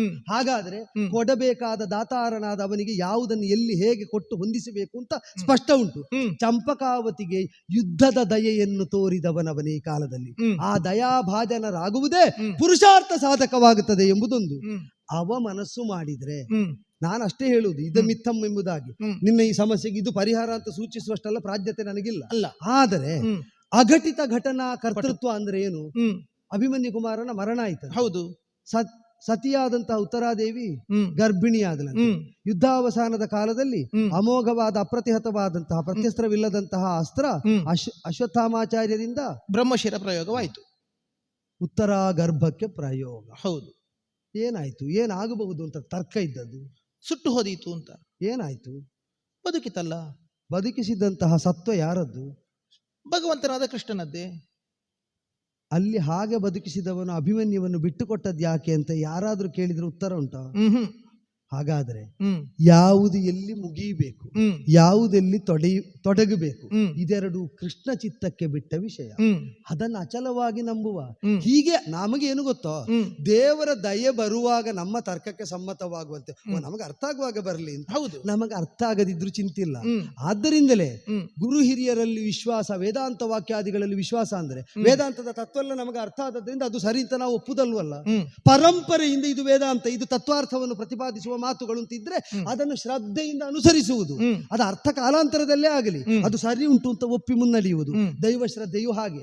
ದೇವರು ಕೊಡಬೇಕಾದದ್ದನ್ನು ಕೊಡಬೇಕಾದವರಿಗೆ ಕೊಡಬೇಕಾದ ಕಾಲದಲ್ಲಿ ಕೊಡ್ತಾನೆ. ಈ ಕಾಲದಲ್ಲಿ ಕೊಟ್ಟದ್ದು ಯುದ್ಧಾವಕಾಶವನ್ನು. ಆದ್ದರಿಂದ ನಾ ಸೈನಿಕರು ಒದಗದಂತೆ ನಾ ಹಿಂದುಳಿಯ ಕೊಡದು, ನೀ ಕಳಿಸಿಕೊಟ್ಟೆ ಅಂತ ಆದ್ರೆ ಇದೋ ಹೊರಟೆ. ದೇವರು ಕೊಡಬೇಕಾದಾಗ ಕೊಡ್ತಾನಲ್ಲ. ಹೌದೌದು, ಹೌದಲ್ಲ, ಕೊಡ್ತೇವೆ. ಅವನು ಕೊಡುವ ಕಾಲಕ್ಕೆ ಅವನನ್ನು ಕೊಟ್ಟಾಗ ಬಳಸಿದ್ರೆ ಅಲ್ಲ, ಕೊಡುವಾಗ ಬಿಡಬಾರ್ದಲ್ಲ. ಅದೇ ಕೊಟ್ಟಾಗ ಬಳಸಿದ್ರೆ ಬಿಡುವುದಿಲ್ಲ. ಬಿಡನು ಈಗ ಎನ್ನ ಕೂಡನು ಕೂಡು ಬೀಗ ನಡೆಯಂದು ಬಿಗಿದಪ್ಪುತ್ತ ಕಾತನನ್ನು ಬಡಬಡಿಸಲು ಒಪ್ಪುತ್ತ ಬಿಡನು ಈಗ. ನನಗೆ ಈ ಮನೆಗೆ ಬಂದಾಗ ಅಥವಾ ಮದುವೆಯ ಕಾಲದಲ್ಲಿ ನನಗೆ ಉಪದೇಶ ಹೇಗೆ ಗೊತ್ತಾ? ಹೇಗೆ? ಪತಿಯೇ ಪರದೈವ, ಪತಿವಾಕ್ಯ ವೇದವಾಕ್ಯ. ಗಂಡನಲ್ಲೇ ದೇವರನ್ನು ಕಾಣಬೇಕು. ನಿಮಗೆ ಬೇರೆ ಬೇರೆ ದೇವರ ಪೂಜೆಗಳನ್ನು ಮಾಡಬಹುದು. ನಮಗೆ ಸತಿಯರಿಗೆ ಹಾಗಲ್ಲ. ದೇವರನ್ನು ಕಾಣುವುದಿದ್ದರೂ ಗಂಡನ ಮೂಲಕವಾಗಿ. ನಾನಿಷ್ಟು ಮಾತಾಡಿದ್ದಕ್ಕೆ ಅಲ್ವ? ಹೌದಾ? ಹೇಳಿದ್ರೆ ನೀನೊಮ್ಮೆ ಒಪ್ಪಿದೆ ಅಂತ ಆದ್ರೆ ಮತ್ತೆ ನಿನ್ನನ್ನು ಬದಲಿಸುವುದಕ್ಕೆ ಯಾವ ದೇವರಿಗೂ ಆಗುದಿಲ್ಲ. ಆದ್ರೆ ಒಂದುಂಟು, ದೇವರೇ ನಮ್ಮಲ್ಲಿಗೆ ಒಲಿದು ಬಂದಂತ ಹೊತ್ತಿನಲ್ಲಿ ನಾವು ಕಣ್ಣು ಮುಚ್ಚಿಕೊಂಡು ಕೂತ್ಕೊಳ್ಬಹುದಾ? ಹ್ಮ್. ಕೂಡದಲ್ಲ, ಬೇಕಾದನ್ನು ಪಡೆದುಕೊಳ್ಳಲೇಬೇಕಲ್ಲ. ಅದರಿಂದಲೇ ಹೇಳಿದ್ದು ದೇವರು ಬರುವ ಸಾಧ್ಯತೆ ಇರುವಾಗ ನಾವು ಕಣ್ಣು ಮುಚ್ಚಿಕೊಂಡು ಮನೆಯೊಳಗೆ ಕೂತ್ಕೊಳ್ಬಾರ್ದು, ಅಲ್ಲ. ರಣಕಣಕ ಧಾವಿಸಬೇಕು ಅಂತ. ಆ, ಹೌದೌದು. ಹಾಗಾದ್ರೆ ಹಾ. ಬೇಕಾದ ರೀತಿಯಲ್ಲಿ ಕದನ ಮುಖೇನವಾಗಿದ್ರೆ ನಮಗೆ ಪಡೆಯಲೇಬೇಕಲ್ಲ. ನಾನೀಗ ಕದನವೇ ಕಾಳಗವೇ ಮಾಡುತ್ತೇನೆ. ನೀವು ಕಾಳಗದ ಮುಖದಿಂದ ನಿಮಗೆ ಬೇಕಾದ ನೀವು ಪಡೆಯೋದಕ್ಕೆ ಹೊರಡ್ತೀರಿ ಅಂತ ಆದ್ರೆ, ನಾನು ಕವಚ ಕಟ್ಟಿ ಬಂದದ್ದು ಯಾಕೆ ಅಂತ ಕೇಳಿದಾಗ ಕವಚ ಕಟ್ಟಿದ್ರು ನಿನ್ನಲ್ಲಿ ಕಾದಾಟಕ್ಕಲ್ಲ ಅಂದೆ. ಹೌದು, ನೀನೀಗ ಕವಚ ಕಟ್ಟದೇ ಕಾದಾಟಕ್ಕೆ ತೊಡಗಿ ಪ್ರಣಯ ಕಲಹವನ್ನೇ ನಾನು ಮಾಡುತ್ತೇನೆ. ಓ, ನನಗೆ ಸಾಧ್ಯ. ದೇವರ ನಮಗೆ ಕೊಡತಾನಂತಾದ್ರೆ ದೇವರು ಹೇಗೆ ಬರ್ತಾರೆ ಅಂತ ನಮಗೆ ಗೊತ್ತಿಲ್ಲಲ್ಲ. ಬಂದವರಲ್ಲಿ ದೇವರನ್ನು ಕಾಣುವುದು ಮಾತ್ರ ಅಲ್ಲ, ಬಂದ ನಮ್ಮ ರಕ್ಷಣೆಗೆ ಬಂದವರೇ ನಮಗೆ ಬೇಕಾದನ್ನು ಅನುಗ್ರಹಿಸುವುದಕ್ಕೆ ಬಂದರೆ ದೇವತಾ ಸ್ವರೂಪಿಗಳ ಹಾಗೆ ಒಂದು ತಿಳಿಯುವುದು. ಇದು ನಾ ಕೇಳಿದ್ದು. ಇಡೀ ಊರಿಗೆ ಪ್ರವಾಹ ಬಂತು, ಮನೆ ಮುಳುಗುವ ಸ್ಥಿತಿಗೆ, ಊರು ಮುಳುಗುವ ಸ್ಥಿತಿಗೆ ಬಂತು. ಆಗ 4 ಜನ ಊರಿನ ಮುಖ್ಯಸ್ಥರು ಒಬ್ಬ ಮನೆಯವನಿಗೆ ಬಂದು ಯಜಮಾನನಿಗೆ ಹೇಳಿದ್ರಂತೆ, ಪುಣ್ಯಾತ್ಮ ಊರು ಮುಳುಗುವ ಸ್ಥಿತಿ ಬಂತು, ಬಾಬಾ ಇಲ್ಲಿಂದ ಹೊರಡು ಅಂತ ಹೇಳಿದ್ರು. ಅವ ಹೇಳಿದ, ಇಲ್ಲ, ನಾನು ದೇವರನ್ನು ನಂಬುತ್ತೇನೆ, ನಾನು ದೇವರನ್ನು ಪೂಜೆ ಮಾಡುತ್ತೇನೆ, ನನಗೆ ದೇವರೇ ಬಂದು ಕರ್ಕೊಂಡು ಹೋಗುದಿದ್ರೆ ನಾನು ಬರ್ತೇನೆ ಅಂತ. ಅವನ ಭಕ್ತಿಯಲ್ಲಿ ಅವನಿಗೆ ಶ್ರದ್ಧೆ. ಹಾಗೆ ಅಷ್ಟು ಸ್ವಲ್ಪ ಹೊತ್ತಿನಲ್ಲಿ ಮತ್ತೆ ನೀರು ಹೆಚ್ಚಾಯಿತು. ಇವ ಅಟ್ಟದ ಮೇಲೆ ಹೋಗಿ ಕುಳಿತ. ಅಷ್ಟೊತ್ತಿಗೆ 4 ಜನ ದೋಣಿ ಹಿಡ್ಕೊಂಡು ಬಂದರು. ಪುಣ್ಯಾತ್ಮ, ಬಾ, ನೀನು ಸಾಯ್ತಿ, ನೀನು ಹೇಗಾದ್ರೂ ಬಾ, ನಾನು ಕರ್ಕೊಂಡು ಹೋಗುತ್ತೇನೆ ಎನ್ನುವ ಹಾಗೆ. ಇಲ್ಲ, ದೇವರೇ ಬಂದು ಕರೆಯದ ವಿನಃ ನಾ ಬರುವುದಿಲ್ಲ ಅಂತ ಹೇಳಿದ. ಮತ್ತೂ ನೀರು ಹೆಚ್ಚಾಯಿತು, ಮಾಡಿನ ಮೇಲೆ ಹೋಗಿ ಕುಳಿತ. ಆಗಲೂ 4 ಜನ ದೋಣಿ ಹಿಡ್ಕೊಂಡು ಬಂದರು. ಪುಣ್ಯಾತ್ಮ, ಬಾ, ನೀನು ಕರ್ಕೊಂಡು ಹೋಗುತ್ತೇವೆ, ನಿನ್ನನ್ನು ಬದುಕಿಸ್ತೇವೆ. ಇಲ್ಲ, ದೇವರೇ ಬಂದು ನನ್ನನ್ನು ಬಂದು ಕರ್ಕೊಂಡು ಹೋಗಬೇಕು. ನೀರು ಹೆಚ್ಚಾಯಿತು, ಸತ್ತೋದ. ಹೋದ ದೇವರ ಬಳಿಗೆ, ವಿಚಾರಿಸುವಂತಿಗೆ ದೇವರಲ್ಲಿ ಪ್ರಶ್ನೆ ಮಾಡಿದ, ನಿನ್ನನ್ನು ಇಷ್ಟು ಶ್ರದ್ಧೆಯಿಂದ ನಾನು ಪೂಜೆ ಮಾಡುತ್ತೇನೆ, ಇಷ್ಟು ರೀತಿಯಲ್ಲಿ ನಿನ್ನನ್ನು ಭಕ್ತಿ ಮಾಡುತ್ತೇನೆ, ನೀನು ನನ್ನನ್ನು ಕಾಪಾಡ್ಲಿಕ್ಕೆ ಬರ್ತೀಯ ಅಂತ ಹೇಳಿಕೊಂಡು ನಾನು ಕಾಯ್ತಾ ಇದ್ದೆ, ಆದ್ರೆ ಈ ರೀತಿಯಲ್ಲಿ ನೀನು ನನ್ನನ್ನು ಕೊಂದು ಬಿಟ್ಟಿಯಲ್ಲ, ನೀ ಬರ್ಲೇ ಇಲ್ಲಲ್ಲ ನನ್ನ ರಕ್ಷಣೆಗೆ, ನೀನೆಂತ ದೇವರು ಅಂತ. ಆಗ ದೇವರು ಹೇಳಿದ್ದಂತೆ, ಎಷ್ಟು ಸಲ ನಿನ್ನ ಹತ್ತಿರ ಬಂದೆ, ಮೊದಲೇ ನೀನು ಜಲ ಪ್ರವಾಹ ಬರ್ತದೆ ಅಂತ ಹೇಳಿಕೊಂಡು ಮನೆ ಹತ್ತಿರ ನೀರು ಬರುವಾಗ ನಾನು ಬಂದೆ, ದೋಣಿ ಹಿಡ್ಕೊಂಡು ನಿನ್ನ ಹತ್ರ ಬಂದೆ, 4 ಜನರ ಮುಖೇನವಾಗಿ, ಮುಖವಾಣಿಯ ಮುಖೇನವಾಗಿ ನಿನ್ನನ್ನು ರಕ್ಷಿಸುವುದಕ್ಕೆ ಬಂದೆ, ನೀ ತಿಳಿಯದೆ ಹೋದದಕ್ಕೆ ನಾನು ಹೊಣೆಯ ಅಂತ ಕೇಳಿ. ಹಾಗಾದ್ರೆ ಆ ಹೊತ್ತಿನಲ್ಲಿ ನಮಗೆ ಯಾರು ಕಣ್ಣ ಮುಂದೆ ಉಪದೇಶವನ್ನು ಮಾಡುತ್ತಾರೆ, ನಮಗೆ ಯಾರು ಆಪ್ತವಚನಗಳನ್ನು ಆಡುತ್ತಾರೆ, ಅವರನ್ನೆಲ್ಲ ನಾವು ದೇವರದ್ದು ಕಾಣಬೇಕಾದದ್ದು. ಪ್ರಯತ್ನ ವಿರಹಿತವಾದ ದೈವಾನುಗ್ರಹವನ್ನು ನಿರೀಕ್ಷಿಸುವುದು ಸಲ್ಲ, ಪ್ರಯತ್ನಕ್ಕೆ ಪೂರಕವಾಗಿ ಒದಗುವ ದೈವ ಕಲ್ಪನೆ ಏನುಂಟು, ಹೌದಲ್ಲ, ಅದನ್ನು ಗ್ರಹಿಸಿ ಕೂಡಿಕೊಂಡು ಸಾಗಬೇಕು ಎಂಬುದಕ್ಕೆ ನಿನ್ನ ಉದಾಹರಣೆ ಪ್ರಶಸ್ತ. ಈಗ ಹಾಗೆ ಏನು, ನನ್ನ ಈ ಪ್ರಯತ್ನಕ್ಕೆ, ನನ್ನ ಈ ದೈವ ಚೋದತೆಗೆ ನೀವು ಒದಗಿ ಬಂದ ನನ್ನ ದೇವರು. ಇಲ್ಲಿ ಉದಾಹರಣೆ ವ್ಯತ್ಯಾಸ ಉಂಟು. ಯಾಕೆ? ಊರಿನಲ್ಲಿ ಪ್ರವಾಹ ಬರುವಾಗ, ಈ ಹಿಂದೆ ಅನೇಕ ಬಾರಿ ಪ್ರವಾಹದಿಂದ ಮುಳುಗಡೆಯಾದ ಊರು, ಎಷ್ಟು ಪ್ರವಾಹದ ನೀರು ಯಾವ ಮಟ್ಟದಲ್ಲಿ ಏರಿದರೂ ಕೂಡ ಊರಿನ ದೇವಸ್ಥಾನದ ಗರ್ಭಗುಡಿಯ ಸನಿಹಕ್ಕೆ ಬರುವುದಿಲ್ಲ. ಅದು ಪೂರ್ವ ಅನುಭವದಲ್ಲಿ ಸಿದ್ಧ ಆದದ್ದು. ಹೌದು, ಪ್ರವಾಹ ಏರುವಾಗಲೇ ದೈವ ಭಕ್ತನಾದವನು ಗರ್ಭಗುಡಿಗೆ ಹೋಗಿ ಕುಳಿತಿದ್ದಾನೆ. ಆಗ ಯಾರೋ ಒಬ್ಬ ಬಂದವ ಹೇಳಿದ, ಈ ಸಲ ನಮ್ಮ ಮನೆಗೆ ನೀರು ಬರುವುದಿಲ್ಲ, ನೀವು ಇಲ್ಲಿ ನಿಲ್ಲುವುದು ಬೇಡ, ನಮ್ಮ ಮನೆಗೆ ಬನ್ನಿ ಅಂತ. ಇದು ತನಕ ರಕ್ಷಿಸಿದ ದೇವರ ಗರ್ಭಗುಡಿ ಬಿಟ್ಟು ಅವನ ಹೊಸ ಮನೆ ಉಂಟು ಎಂಬುದರಿಂದ ಇವ ಅಲ್ಲಿ ಹೋದದ್ರಿಂದ ಮುಳುಗಿ ಸಾಯ್ತಾನೆ. ಅಂದ್ರೆ ಇದ್ದ ಶ್ರದ್ಧೆಗೆ ನಾವು ವಿಚಲನೆ ತಂದದ್ದು ಕೂಡ ನಮ್ಮ ಆಪತ್ತಿಗೆ ಹೇತುವಾಗುತ್ತದೆ. ಆದ್ದರಿಂದ ಈಗ ನಾನು ಕುರುಡು ಭಕ್ತಿಯನ್ನು ಹೊಂದಿದ್ದಲ್ಲ, ದೈವವೇ ಸರ್ವಸಾಧಕ ಅಂತ ಆಡಿದ್ದಲ್ಲ, ಈಗ ಪಿತನ ಆಜ್ಞೆ ಪ್ರತಿಬಂಧಕವಾಗುಂಟು. ನನ್ನ ಸಂಕಲ್ಪಾಧೀನವಾಗಿ ನಾನು ನಿರ್ಣಯಿಸುವುದಾದ್ರೂ ಹೌದು, ಇದು ಪಿತನ ಆಜ್ಞೆ ಅಲ್ಲ. ಇದಕ್ಕೆ ದೈವ ಸಂಕಲ್ಪ, ಈಗ ನನ್ನ ಅಪೇಕ್ಷೆಗೆ ದೈವ ಸಂಕಲ್ಪ ಪೂರಕವಾಗಿ ಉಂಟು ಎನ್ನುವುದಕ್ಕೆ ಈಗ ಇವತ್ತೇ ನನಗೆ ಋತುಸ್ನಾನವನ್ನು ಪೂರೈಸಿಕೊಂಡು ನಾನು ಶುಚಿರ್ಭೂತಳಾಗಿ ಬಂದದ್ದು ಒಂದು. ಹೌದು, ಹೊಸ ಬಗೆಯ ಉಲ್ಲಾಸದಿಂದ ನನಗೆ ನನ್ನೊಳಗಿನ ದೈವ ಪ್ರೇರಣೆ ಆಗುತ್ತಿರುವುದು ಮತ್ತೊಂದು. ನೀನು ಸಿದ್ಧಳಾದ ಬಗೆ ನೋಡಿಯೇ ಹೇಳಿದ್ದಲ್ವ ನಾನು, ಇವತ್ತು ನೀನು ಅಲಂಕಾರಗೊಳ್ಳುವ ದಿನ ಅಲ್ಲ ನಾನು ಅಂತ ಹೇಳಿದ್ದೆ. ಅದಕ್ಕೆ ಮಾತ್ರವೇ ನಿರರ್ಥಕ ಅಂತ. ನಿರರ್ಥಕ ಅಲ್ಲ, ಅದು ಸಾಧಕವೇ. ಜೊತೆಯಲ್ಲಿ ನೀವು ಅಂತ ನಿಮ್ಮ ತಂದೆಯಿಂದ ಆಜ್ಞಾನುವರ್ತಿಯಾಗಿ ಹೊರಡುವವರು ಅಪ್ಪನಿಂದ ಅಪ್ಪಣೆ ಪಡೆಯುವುದು ಸರಿ, ಅಮ್ಮನಿಂದ ಆಶೀರ್ವಾದವನ್ನು ಪಡೆಯಲೇಬೇಕು. ಹೆಂಡತಿ ಹತ್ರ ಹೇಳಿ ಹೋಗಬೇಕು ಅಂತ ಎಲ್ಲಿಯಾದ್ರೂ ಉಂಟಾ? ಹೆಂಡತಿ ಹತ್ರ ಹೇಳಿ ಹೋಗಬೇಕು ಅಂತ ಉಂಟು ಅಂತಲ್ವ ಬಂದದ್ದು? ಅಲ್ಲ, ಇದೀಗ ಹೇಳಿ ಹೋಗಲೇಬೇಕು ಅಂತ ಶಾಸ್ತ್ರ ಉಂಟ ಕೇಳಿದ್ದು. ಅಮ್ಮನ ಹತ್ರ ಆಶೀರ್ವಾದ ಪಡೆಯಲೇಬೇಕು, ಶಾಸ್ತ್ರ ಉಂಟು. ಮನಪೂತಂ ಸಮಾಚಾರಿ, ಹೌದಲ್ಲ, ಮನಸ್ಸಿನಲ್ಲಿ ಸರಿ ಎನಿಸಿದ್ದನ್ನು ಆಚರಿಸಬೇಕು. ನನ್ನ ಮನದ ರೂಪ ನನ್ನ ಮಡದಿ, ಯಾಕೆ ಅವಳು ಒಪ್ಪಿ ಹೋಗಬೇಕು? ಯಾಕೆ ಹಾಗಾದ್ರೆ ಆ ಮನಸ್ಸಿಗೊಂದು ಪ್ರೇರಣೆ ಬಂತು? ಇದಕ್ಕೆ ದೈವ ಪ್ರೇರಣೆ ಅಂತ ಹೇಳುವಂಥದ್ದು. ನೀವು ಇಲ್ಲಿಗೆ ನನ್ನಲ್ಲಿಗೆ ಒದಗಿ ಬಂದಿರುವುದು, ನನಗೆ ಇಂತಹ ಒಂದು ಸಮಯ ಪ್ರಾಪ್ತವಾಗಿರುವುದು, ಇದು ದೈವ ಚೋದಿತವಾಗಿ ಬಂದದ್ದು, ದೈವ ಸಂಕಲ್ಪವೇ ಬಂದದ್ದು.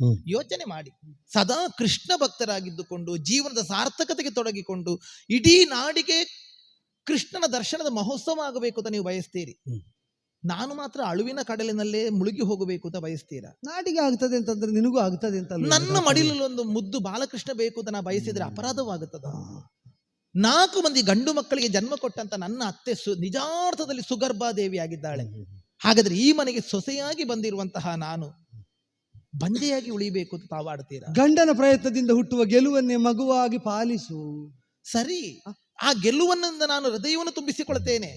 ನನ್ನ ಒಡಲು ತುಂಬಬೇಕಾ ಬೇಡುವ? ದೇವ ಋಣದಿಂದ, ಋಷಿ ಋಣದಿಂದ, ಪಿತೃ ಋಣದಿಂದ, ಋಣತ್ರಯಗಳಿಂದ ಮುಕ್ತನಾಗಬೇಕು ಅಂತ ಆಗಿದ್ರೆ ಅದಕ್ಕೆ ಪೂರಕವಾಗಿ ಅನುಕೂಲವಾಗಿ ಒದಗಬೇಕಾದವಳು ಧರ್ಮಪತ್ನಿ, ಹೌದಾ ಅಲ್ವಾ? ಹಾಗಾದ್ರೆ ಇಂತಹ ಒಂದು ಸೌಭಾಗ್ಯ ಒದಗಿ ಬಂದಿದೆ. ಆದ್ರಿಂದಲೇ ಹೇಳಿದ್ದು, ತುದಿ ಮಳೆ ವಿಷಾಕ್ಕೆ ಒದಗಿ ಬಂದಿದೆ. ಈಗ ನೀವು ಹೇಳ್ತೀರಿ ಮಹೋತ್ಸವ ದಿವಸದಲ್ಲಿ 1 ವರ್ಷಕ್ಕೆ ನಮ್ಮ ಬೆಳೆಯನ್ನು ಬಿಟ್ಟು ಬಿಡುವ, ದೇವರ ಸವಾರಿ ಬರ್ತಂತ ಆದ್ರೆ ನಾವು ಮಹೋತ್ಸವದ ರಥೋತ್ಸವಕ್ಕೆ ಬಿಟ್ಟು ಕೊಡುವ ಬಾಕಿ ಮಾರುಗದ್ದೆಯನ್ನು. ಇದು ದೀಪೋತ್ಸವದ ಸಂದರ್ಭ. ನಮಗೆ ಸುಗ್ಗಿ ಬೆಳೆ ಬೇಡ, ಕಾರ್ತಿ ಬೆಳೆ ಏನಾದ್ರೂ ನಾವು ಬೆಳೆದುಕೊಳ್ಳುವ ಅಂತ ಹೇಳಿದ್ದು. ಎರಡೆರಡು ಬೇಕು ಅಂತ ನನ್ನ ಅಪೇಕ್ಷೆ ಇಲ್ಲ. ಒಂದು ಸಂತಾನವನ್ನಾದ್ರೂ ನಾನು ಅಪೇಕ್ಷಿಸಿದ ತಪ್ಪು ಹೇಗಾಗುತ್ತದೆ?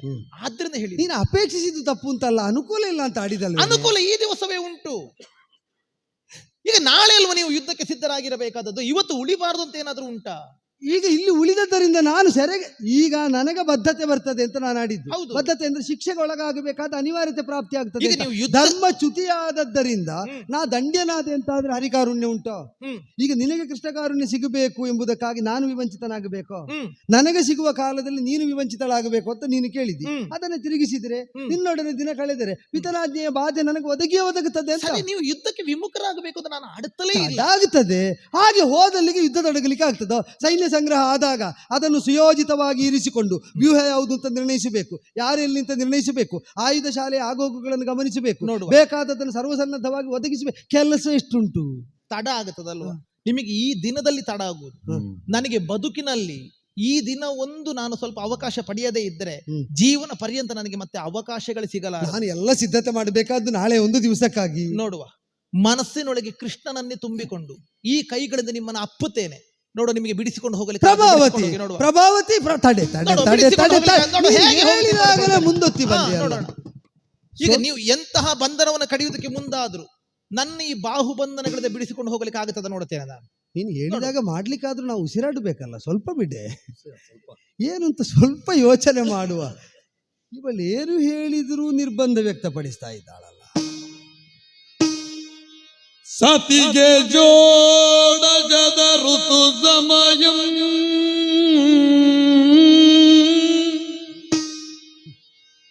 ಸತಿಗೆ ಜೋಡಗದ ಋತು ಸಮಯಂ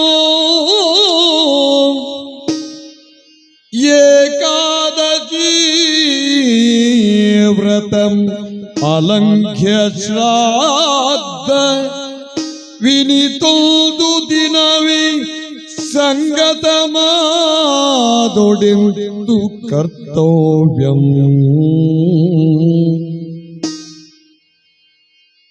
ಇನಿತೋದು ದಿನವೇ ಸಂಗತ ಮಾದೊಡೆಂದು ಕರ್ತವ್ಯಂ ಯನೇ ಪೈತೃಕದ ಚೇಜಾನಮಂ ಆಗ್ರಾಣಿಸಿ ಕೃತ ಭೋಜ ಮಾದಪದೋ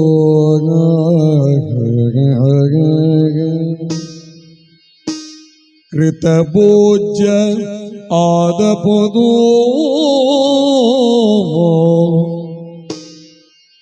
ನಡುಗಿರು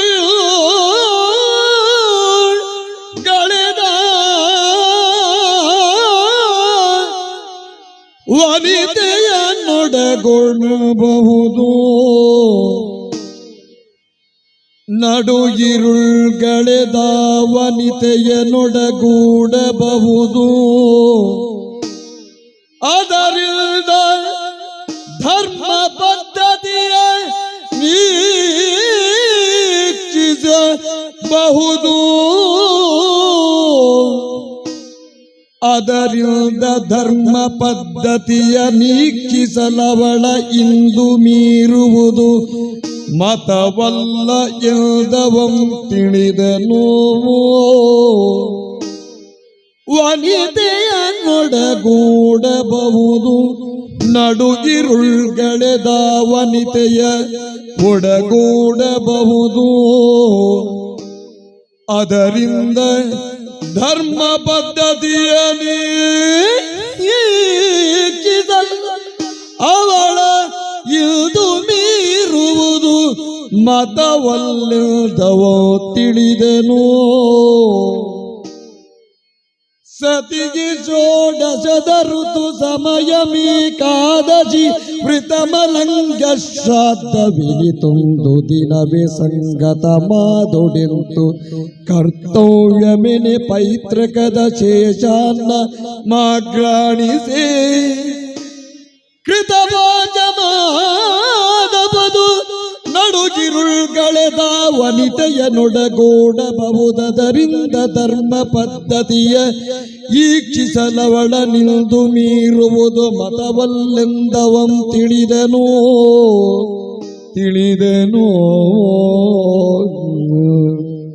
ಸುಧನ್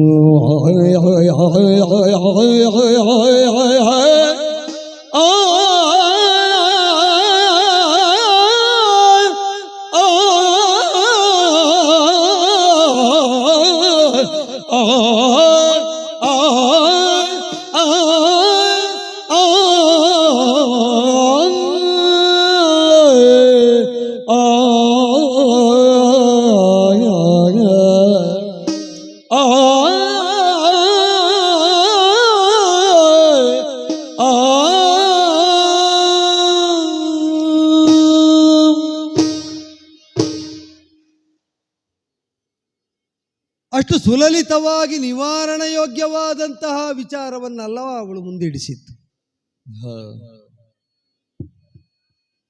ಒಬ್ಬಾತ ವ್ಯಕ್ತಿಯ ಒಂದು ಚರ್ಯೆಯನ್ನು ನಾವು ಅನುಮೋದಿಸುವುದು ಆಕ್ಷೇಪಿಸುವುದನ್ನು ಮಾಡುವಾಗ ಅವರ ಚಾರಿತ್ರ್ಯವನ್ನು ಗಣನೆಗೆ ತೆಗೆದುಕೊಳ್ಳಬೇಕು.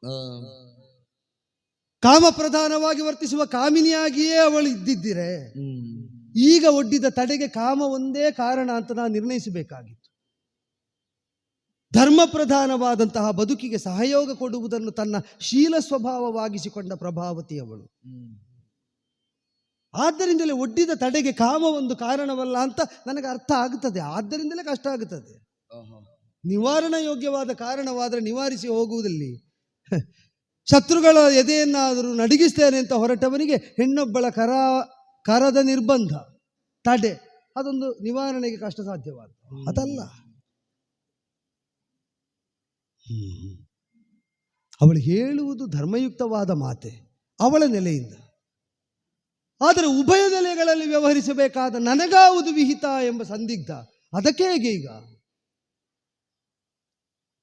ಪಿತೃ ಆಜ್ಞಾಪಾಲನೆ, ಪುತ್ರನಾಗಿ ಕರ್ತವ್ಯ, ಹರಿದರ್ಶನಕ್ಕೆ ಸಮ್ಮುಖರಾಗುವುದು ಭಕ್ತನಾಗಿ ಕರ್ತವ್ಯ, ಷೋಡಶದ ಋತುಸ್ನಾತೆಯಾದ ಸತಿಯ ಸಂಘವನ್ನು ಸಾಧಿಸಿ ಅವಳ ಅಪೇಕ್ಷೆಯಂತೆ ಸತ್ಸಂತಾನದ ಪ್ರತೀಕ್ಷೆಯಲ್ಲಿರಬೇಕಾದದ್ದು ಪತಿಯಾಗಿ ವಿಹಿತ ಕರ್ತವ್ಯ. ಮೂರೂ ಕರ್ತವ್ಯವೇ. ಇದು ಮೂರು ಸಂಗತವಾದಾಗೇನು ಒಂದೇ ದಿನ ಒಂದೇ ಕಾಲದಲ್ಲಿ ಆಚರಿಸಲೇಬೇಕಾದ ಬದ್ಧತೆ ಬಂತು ಅಂತಾದರೆ ಹೇಗೆ ಇದನ್ನು ವಿಭಕ್ತವಾಗಿಸುವುದು, ಯಾವುದಕ್ಕೆ ಹೆಚ್ಚು ಪ್ರಾಶಸ್ತ್ಯ ಯಾವುದಕ್ಕೆ ಕಡಿಮೆ ಪ್ರಾಶಸ್ತ್ಯ ಅಂತ ತರತಮ ಭಾವದಿಂದ ವಿವೇಚಿಸುವುದು ಹೇಗೆ? ಅಯ್ಯೋ, ಅವಳ ಆಡಿದಳು. ಬಂಧಿಸಲ್ಪಟ್ಟಂತಹ ನಾವೆಯ ಹಗ್ಗ ಎಷ್ಟು ಉದ್ದ ಇದ್ದರೂ ಕೂಡ ಹುರಿಗೋಲನ್ನು ಹಿಡ್ಕೊಂಡು ನಾವು ಹುಟ್ಟು ಹಾಕುತ್ತಾ ಹೋದದ್ದು ಹೌದು ಅಂತ ಆದರೆ ಎಷ್ಟು ದೂರ ಹೋದೀತು. ಇಲ್ಲಿ ಬದ್ಧವಾದದ್ದು ಒಂದು ನಿರೀಕ್ಷೆಯಲ್ಲಿ ಹುಮ್ಮಸ್ಸಿನಲ್ಲಿ ಹೊರಟೆ.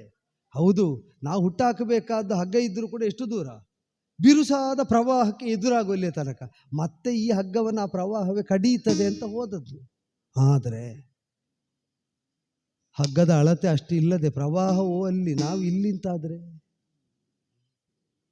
ಹರಿಭಕ್ತಿ ಪ್ರವಾಹದಲ್ಲಿ ಎಲ್ಲ ಜಂಜಡಗಳಿಗೂ ಮುಕ್ತಿ ಸಿಗ್ತದೆ, ಬಂಧನದಿಂದಲೂ ವಿಮುಕ್ತರಾಗುತ್ತೇವೆ ಎಂಬ ಹುಮ್ಮಸ್ಸಿನಿಂದ ಹೊರಟದ್ದು ಹೌದು. ಹರಿಪಾದ ಮೂಲದ ತನಕ ತಲುಪುವಲ್ಲಿ, ಅಚ್ಯುತನ ಕಾರುಣ್ಯವನ್ನು ಹೊಂದುವಲ್ಲಿ ನಾ ಹೊಂದಿದ ಈ ಚ್ಯುತಿ, ಅವಳು ಹೇಳಿದ್ದು ಸರಿ ಉಂಟು. ಅರಿಯದೆ ನಾ ಹೊರಟದ್ದಿದ್ದರೆ ಆಕ್ಷೇಪ ಇರಲಿಲ್ಲ. ನನಗೆ ಕರ್ತವ್ಯ ಯಾವುದು ಅಂತ ಸತಿ ಪ್ರಜ್ಞೆಗೆ ತಂದುಕೊಟ್ಟ ಮೇಲೂ ಆಚರಿಸದೇ ಹೊರಟ್ರೆ ತಿಳಿದು ತಿಳಿದು ಮಾಡಿದ್ದು ಅಪಚಾರವಾಗ್ತದೆ.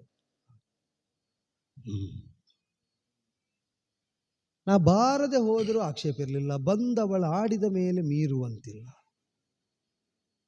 ಆಜ್ಞೆಯನ್ನು ಮೀರುವಂತಿಲ್ಲ, ಹರಿಯನ್ನು ನಾನು ಅಗಲುವಂತಿಲ್ಲ. ದೇವರೇ, ನಾ ಹೊಂದಿದ ವಿವೇಕ ಮಸುಕಾಗುತ್ತಾ ಉಂಟು ಹೇಗೆ? ಕಿಂಕರ್ತವ್ಯತಾ ಮೂಢತೆಯಿಂದ ಬಳಲುತ್ತಾ ಇದ್ದೇನೆ. ಯಾವುದು ಸರಿ, ಯಾವುದು ಸರಿ?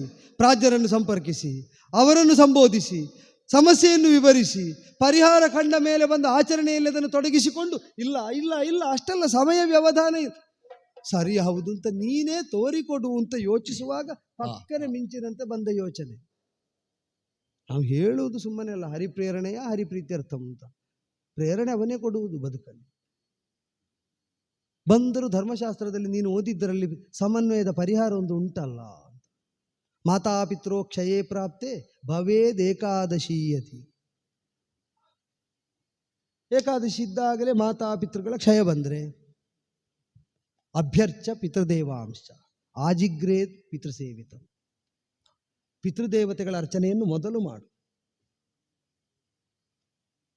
ಮತ್ತೆ ಎರಡನ್ನೂ ನಾವು ಮಾಡಬೇಕು. ಹೌದು, ಪಿತೃದೇವತೆಗಳ ಸೇವೆಯನ್ನು ಮಾಡಬೇಕಾದರೂ ಯಾವುದನ್ನು ಸ್ವೀಕರಿಸಬೇಕು? ತೊಡಕೇನು ಅಂದರೆ ಎರಡನ್ನೂ ಮಾಡಬಹುದು ಅಂತ ಹೇಳಬಹುದು, ಮಾಡಿದರೆ ಅದು ಪೂರ್ಣತೆಯನ್ನು ಹೊಂದುವುದೆಲ್ಲಿ? ದೇವ ಪೂಜನದ ಪ್ರಸಾದ ಸ್ವೀಕಾರ, ಪಿತೃಶೇಷವನ್ನು ಸ್ವೀಕರಿಸಿ ಪಿತೃ ಸಂತೃಪ್ತಿಯ ದ್ಯೋತಕವಾಗಿ ಪ್ರಸಾದ ನಮಗೆ ಲಭ್ಯ ಆಯಿತು ಅಂತ ತೃಪ್ತಿ ಹೊಂದುವುದು. ಒಂದಕ್ಕೆ ಉಣ್ಣಬೇಕು. ಹರಿದಿನದಂದು ಏಕಾದಶಿಯಂದು ಪೂಜೆ ಮಾಡಿ ಅದು ಪರಿಪೂರ್ಣವಾಗಬೇಕು ಅಂತಾದರೆ ಉಣ್ಣಬೇಕಾದಾಗಲೇ ಉಣ್ಣಬೇಕು, ದ್ವಾದಶಿಯ ಪಾರಣೆ ಆಗಬೇಕು.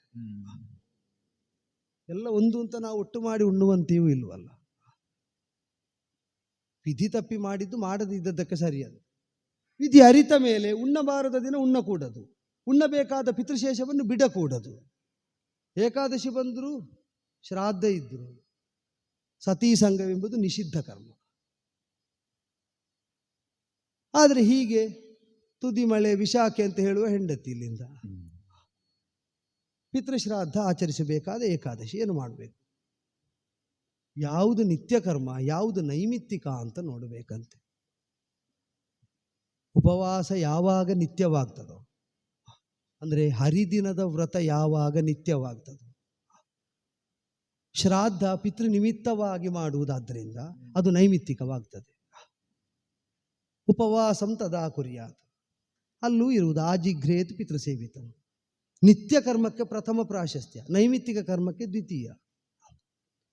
ಆದ್ದರಿಂದಲೇ ಏಕಾದಶಿಯನ್ನು ಮಾಡಿ ಪಿತೃದೇವತಾ ಸಂಪ್ರೀತ್ಯರ್ಥವಾಗಿ ಆ ಪಿತೃಶೇಷವನ್ನು ನಾವು ಆಗ್ರಹಣ ಮಾಡಿದರೂ ಸಾಕು.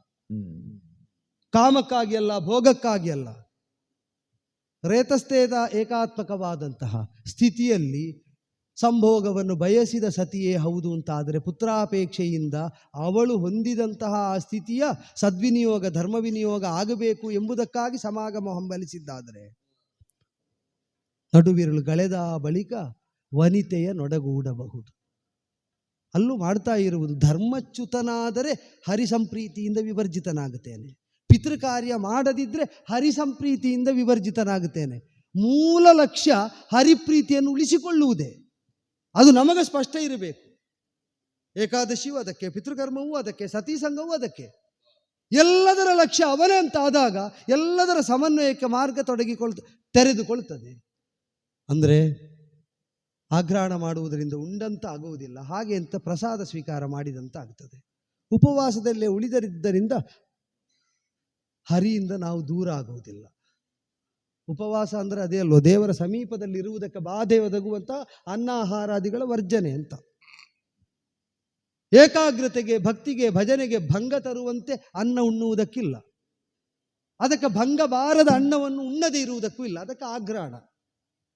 ಜಾಡ್ಯ ಬರುವುದಿಲ್ಲ ಆಗ್ರಹಣದಿಂದ, ಬಾಯಾರ ತಿಂದರೆ ಬರ್ತದೆ. ಆದ್ದರಿಂದಲೇ ತಿನ್ನದೇ ಆಗ್ರಹಣಿಸಿ ತಿಂದಂತಾಗಿ ಉಪವಾಸದಿಂದ ಹರಿಸಮೀಪದಲ್ಲೇ ನಾವು ಸೇವಾನಿಷ್ಠರಾಗಿ ವ್ರತಬದ್ಧರಾಗಿ ಉಳಿಯುವಂತಾಗಿ ಹರಿಚಿತ್ತ ಇದ್ದರೆ ಹರಿಕಾರುಣ್ಯವನ್ನು ಹೊಂದುವುದಕ್ಕೆ ಸತೀ ಸಂಘ ಎಂಬ ಅನುಸಂಧಾನ ಪೂರ್ವಕವಾಗಿ ಭೋಗಕ್ಕಾಗಿ ಅಲ್ಲ, ಧರ್ಮಕ್ಕಾಗಿ ಸತೀ ಸಂಘವನ್ನು ಸಾಧಿಸಿದರೆ ಎಲ್ಲವೂ ಸಮನ್ವಿತವಾಗುತ್ತದೆ ಅಂತ ಧರ್ಮಶಾಸ್ತ್ರಕಾರರು ಆಡಿದ್ದು ಸ್ಮೃತಿಯಲ್ಲಿ ಈಗ ಸಜೀವವಾಗುತ್ತದೆ ಅಂತ. ಆದರೆ ಈಗ ನೆನಪಿಸಿಕೊಟ್ಟವ ಯಾರು? ನಾನು ಸುಧನ್ವನ ಪ್ರಜ್ಞೆಗೂ ಅಲ್ಲ, ಅಹಂಕಾರಕ್ಕೂ ಅಲ್ಲ ಅದು ನೆನಪಾದದ್ದು.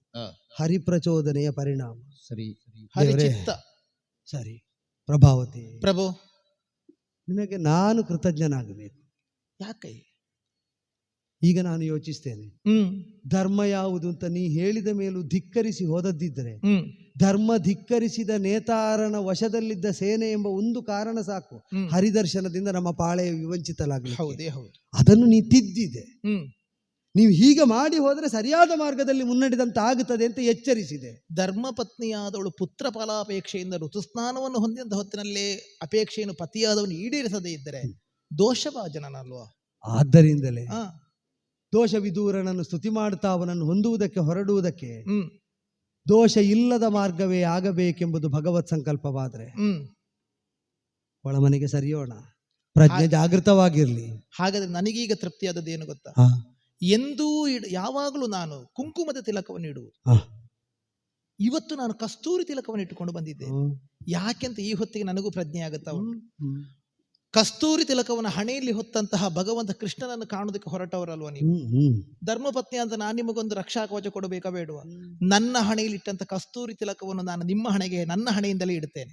ಅದೇ ನಿಮಗೆ ವಿಜಯವಾಗಲಿ, ಅದೇ ನಮಗೆ ಧರ್ಮ ಕಾರ್ಯಕ್ಕೆ ಅದು ಪ್ರಭೆಯಾಗಿ ಬೆಳಗಲಿ ಅಂತ ಹೇಳುತ್ತಾ ನಿಮ್ಮನ್ನು ಒಳಮನೆಗೆ ಕರೆದೊಯ್ಯುತ್ತೇನೆ. ಶೀಘ್ರಾತಿ ಶೀಘ್ರವಾಗಿ ಧರ್ಮ ಸಾಧಕವಾದಂತಹ ಸಂಗಮವನ್ನು ಸಾಧಿಸಿ ತಂದೆಯವರ ಆಜ್ಞೆಯಂತೆ ಒದಗಬೇಕು. ಹೋಗುವುದಕ್ಕಾಗಿ ಒಳ ಹೋಗೋಣ. ಕೃಷ್ಣ ಕೃಷ್ಣ.